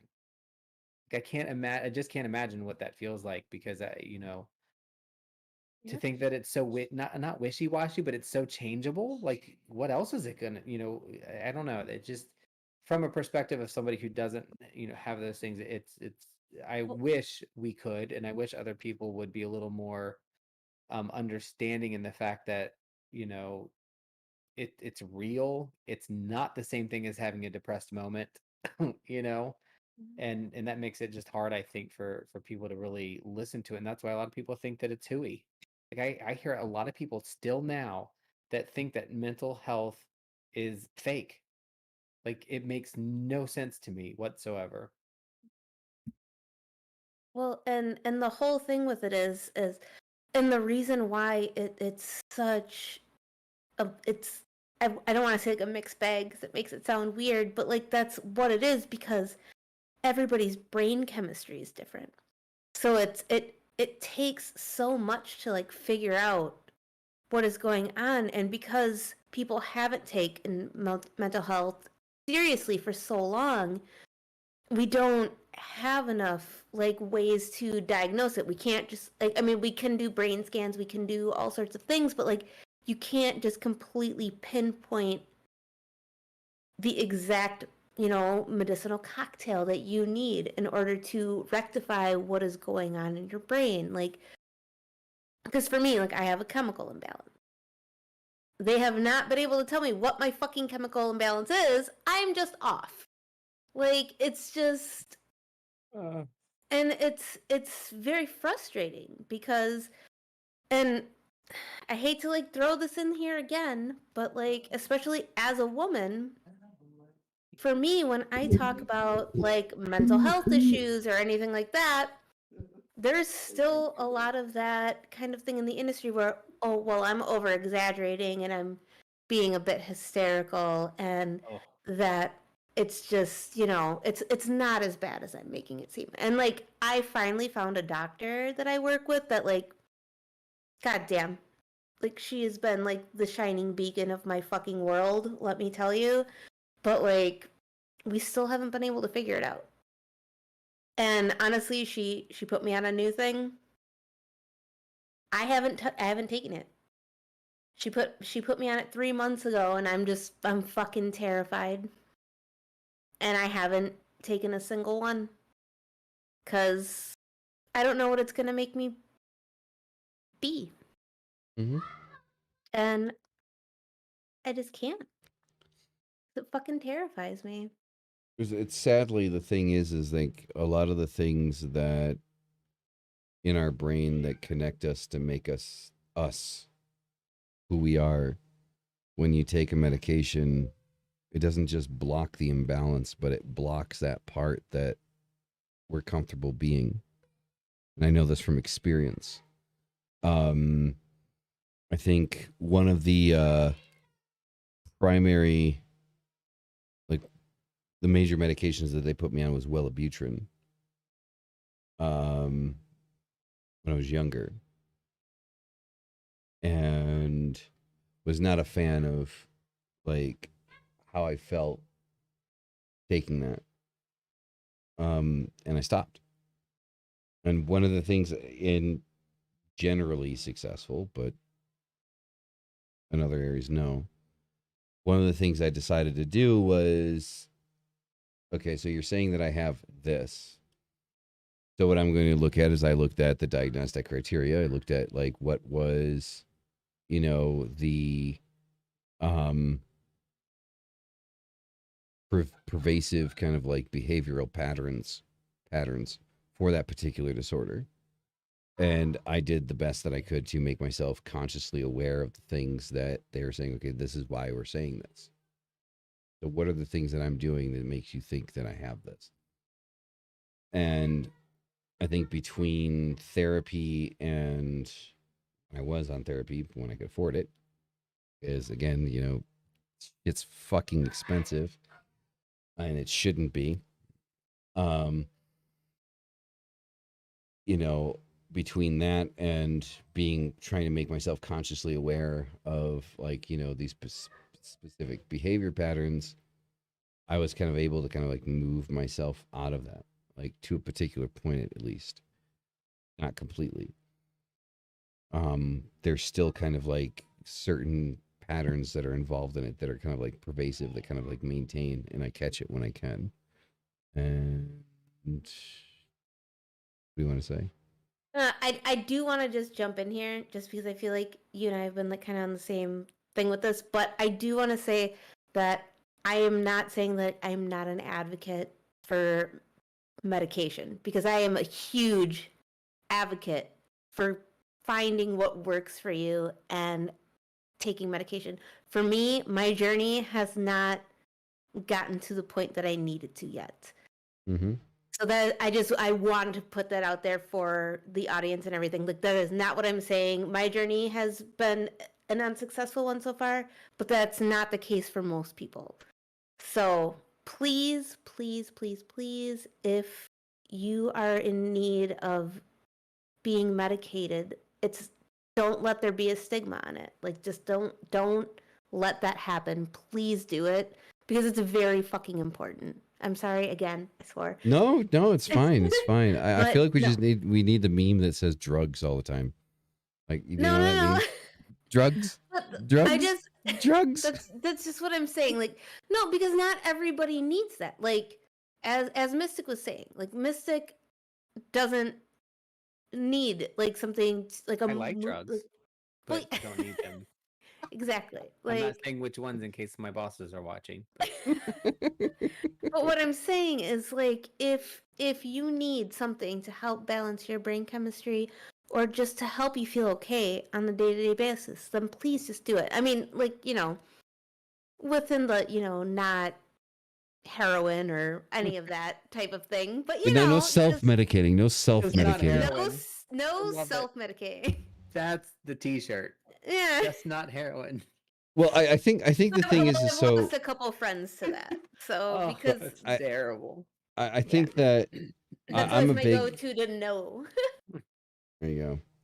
I'm a big advocate for CBD and THC. I think that I have seen people that suffer from like PTSD, things like that, using like, the vape pen thing, stuff like that, Mhm. like with, for marijuana, and it works for them. I'm a big advocate for that too. I'm Yeah. a bigger advocate for find the doctor and find the right treatment for you, and don't be not afraid Yeah. to change doctors. Of course. Yes, that is the Don't- big thing. By the way, I'm sorry. That is the Go for big it. thing. Hey, I If your interrupted him. You're doctor good. does no, if your doctor does not make you feel comfortable, if you do not feel like you can express all of your needs comfortably to your doctor, you need a new doctor. You need to be Yeah. able to be 100% completely open and honest with your doctor and have them work with you in your medical treatment, in any sort of medical treatment, not even just mental health, like everything, with everything. Yep. So, and if yeah. they start talking about God and Jesus, just fucking leave. Just walk out the room. Oh, can I tell you guys? What? Just because, so this wasn't actually a doctor, this was a therapist. It was literally a first meeting with a therapist. I've gone through a lot. So this one, she literally at the end of it, she was telling me about how I should be more, well, oh my god, what was it she said? She was like, oh, well, sometimes you just have to make sure that you can be just like more of a woman and like just be like a wife in your household and like take care of things. And I was like, What? what What? does that mean? I was like, excuse me? First off, therapists aren't supposed to have opinions. They're supposed to just help you talk through things. Second off, I work a full-time job also. What, you also want me to be a fucking housewife? Are you kidding me? Anyway, yeah. Yeah, no, So, I agree. Wow. I agree. yeah, that was the first and last interaction I had with that therapist. Well, and it's good that like you understood that though. Like you understood that okay, this isn't going to work. Like just because on the basis that you have this idea, it's not going to work. And like that's happened to me like on the religious side of things. That like I went to a therapist, and generally speaking, like the first 15 seconds was like really good, and then everything was God and Jesus, and like when was the last time you went to church? It's like, what do you give a shit the last time I went to church was, man? Like God is not going to miraculously cure my fucking brain, like what are you talking about? Like, That's I was a like, topic to talk about. yeah, I was like, yeah, this is not gonna work. Like, I'm out. Like, but you need to find Jesus. I was like, he lives down the street from me. Like, go ahead and go talk to him. Oh my goodness. So like, yeah, I mean, I completely understand that. I mean, not so much on like the sexist side of shit, but like definitely on like kind of like the spiritualist side of things. And I think sadly, when we're dealing with human beings, I agree that people like therapists should not have opinions. They should be very objective about what is going on. But unfortunately, opinions are like assholes, and everybody fucking has one. And they all stink. Yep, exactly. Literally, therapists aren't supposed. That's like literally their one job. Their one job is to not give their opinions to you. Exactly. Well, that's when you send them that meme of that guy that was supposed to send invitations out to the wedding, but he forgot to do it, so nobody showed up to the wedding, and the wife is sitting there like, you had one fucking job. You had one fucking thing that you need to do. Sorry.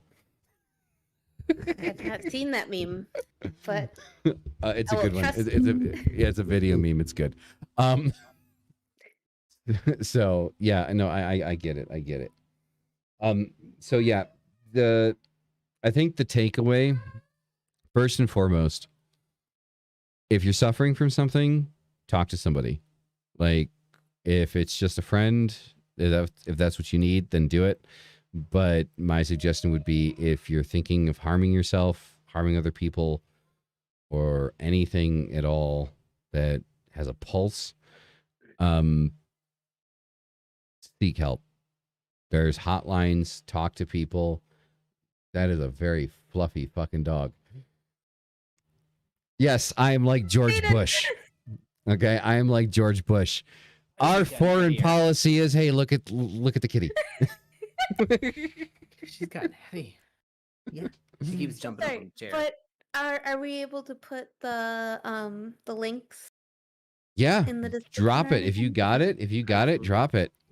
Like, I was actually thinking about grabbing it, but if you already have it on hand, do it. I don't know how to do it. I meant like in the description and stuff for like later people. Oh, okay. So I can do that like in the aftermath, Yeah. basically. Okay. So just remind me, somebody, one of you two. Yep. Otherwise, like, with the way I'm right now, like I'm almost. Yeah, that's 2 bottles. That's the second Yeah. bottle. So, but I think this is kind of important to talk about, like everything that we talked about. Because you know what? Sometimes you have to deal with shit. And sometimes, you know what? You might not like have depression. You might not have, a disorder, but you might just be going through a really rough time. And sometimes you just need to fucking talk to somebody that can guide you through it. Because, when you're going through a rough time, it can feel like a minefield. It really can. Like, you have to watch each and every step so you don't blow yourself up. And I know how that feels. Like, I really do. And I think everybody in this chat right here knows how that feels. Even though, like, Mystic is unicorn vomit, but still like one of the coldest motherfuckers I know. I say that lovingly. I love you, Mystic. Like, you're my best friend. Why do you look like you're having an orgasm? He's just rolling his eyes heavily at Wish you. you could get me started. So I gotta give you shit. I gotta give you shit, man. Otherwise, it wouldn't be a fucking Malice Experience podcast. 10 So things yeah, I was going that- to say there that are going to remain silent. You know me, man. Go for it. You want to fucking roast me? Knock Dude, you're not yourself supposed out. to call me out on it because I didn't have anything. I mean, anybody wants to chihuahua. roast me, feel free. You got a chihuahua, you got a rat dog. Rat dog. So yeah, if you're feeling something along those lines, or you're just having a hard time dealing with shit, just reach out to somebody. Anybody, doesn't matter. My DMs are open. Mystic is kind of busy, but I'm pretty sure if he catches it, he will be there. I know Ziggy is like majorly like into helping people. So like, if you have any issues, drop her a line. She's on that shit. So like, the people in this podcast are definitely trustworthy people that you can rely on. We are not therapists. We are not medical professionals. Well, We are well, not one of us. No, I mean, okay. I mean, yes. We're not medical professionals in psychology or psychiatry. We can't suggest medication.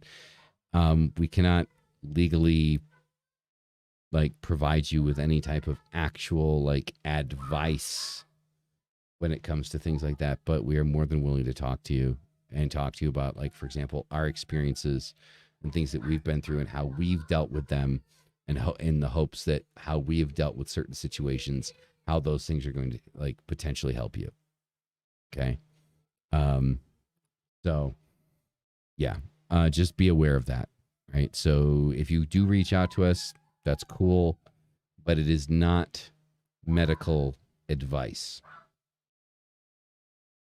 It isn't. Okay. And then there's a lot more with this that I wanted to cover, but we've already been on for 3 hours.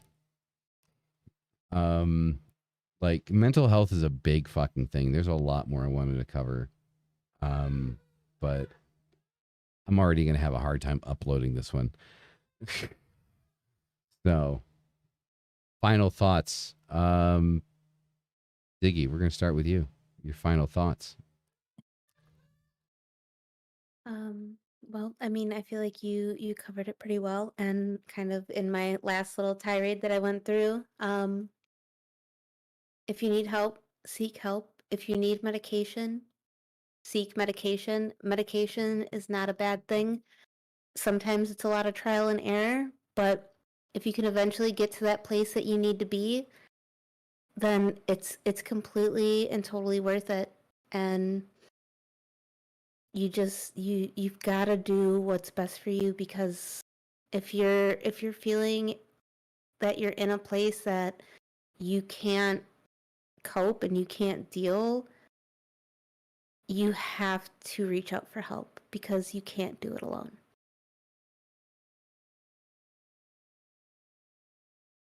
Very well said. I think you laid that out a lot better than I could, and by far much more relaxing. By the way, like, you know, like I'm going to listen to that on repeat. Well, thank you. Mystic, your final thoughts.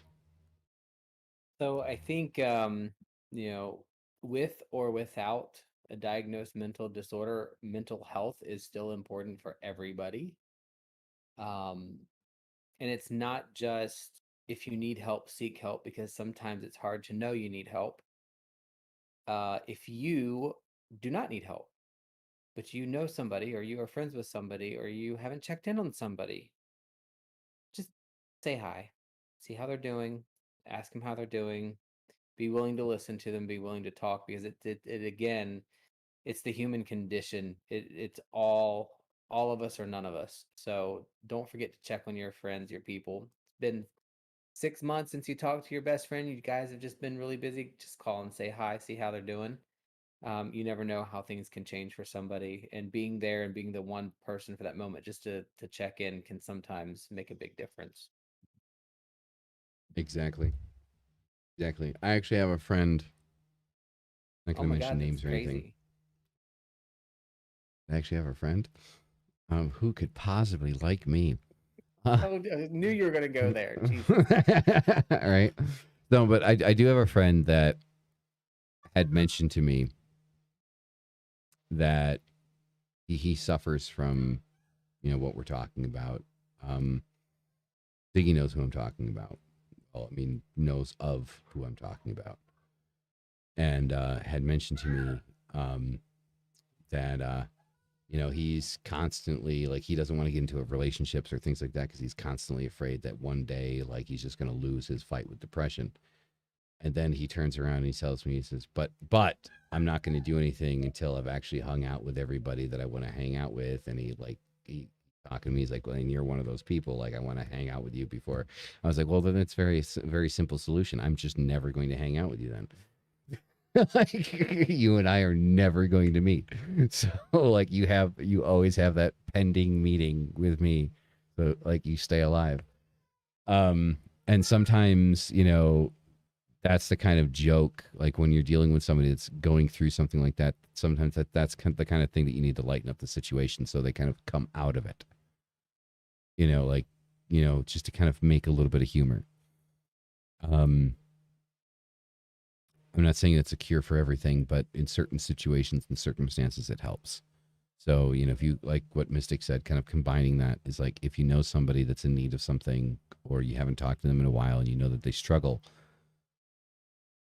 talk to them. You know, try to make the situation lighter for them.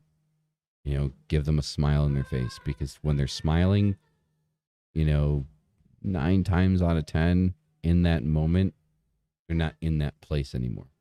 They're outside of it. You know, and you did the best thing that you could for them. You know, you kind of pulled them out a little bit. You know, like a lot of the time, it's not like an intervention type of situation, right? You don't want to go to somebody that's struggling, big. Hey, you need a psychologist. It's like, well, fuck you. Like, no, like that's just like it's combative. It's just not helpful for anybody. I speak from various different levels of experience. Nobody wants to feel attacked. Nobody. You know, especially when they're already struggling with shit that makes them feel like they're attacked all the time. So, on that note, everyone in chat and my co-hosts here, both of them, Mystic, Ziggy. I like to thank everybody for being here. You guys are fucking amazing. I love your fucking faces. Love each other. Love yourselves. Take care of each other. Okay, because that's the only way we're going to make it through this crazy fucking world, is if we take care of each other. And we will see you next week. Right? That is going to be it. We are done. Have a wonderful evening. I love your faces. Bye.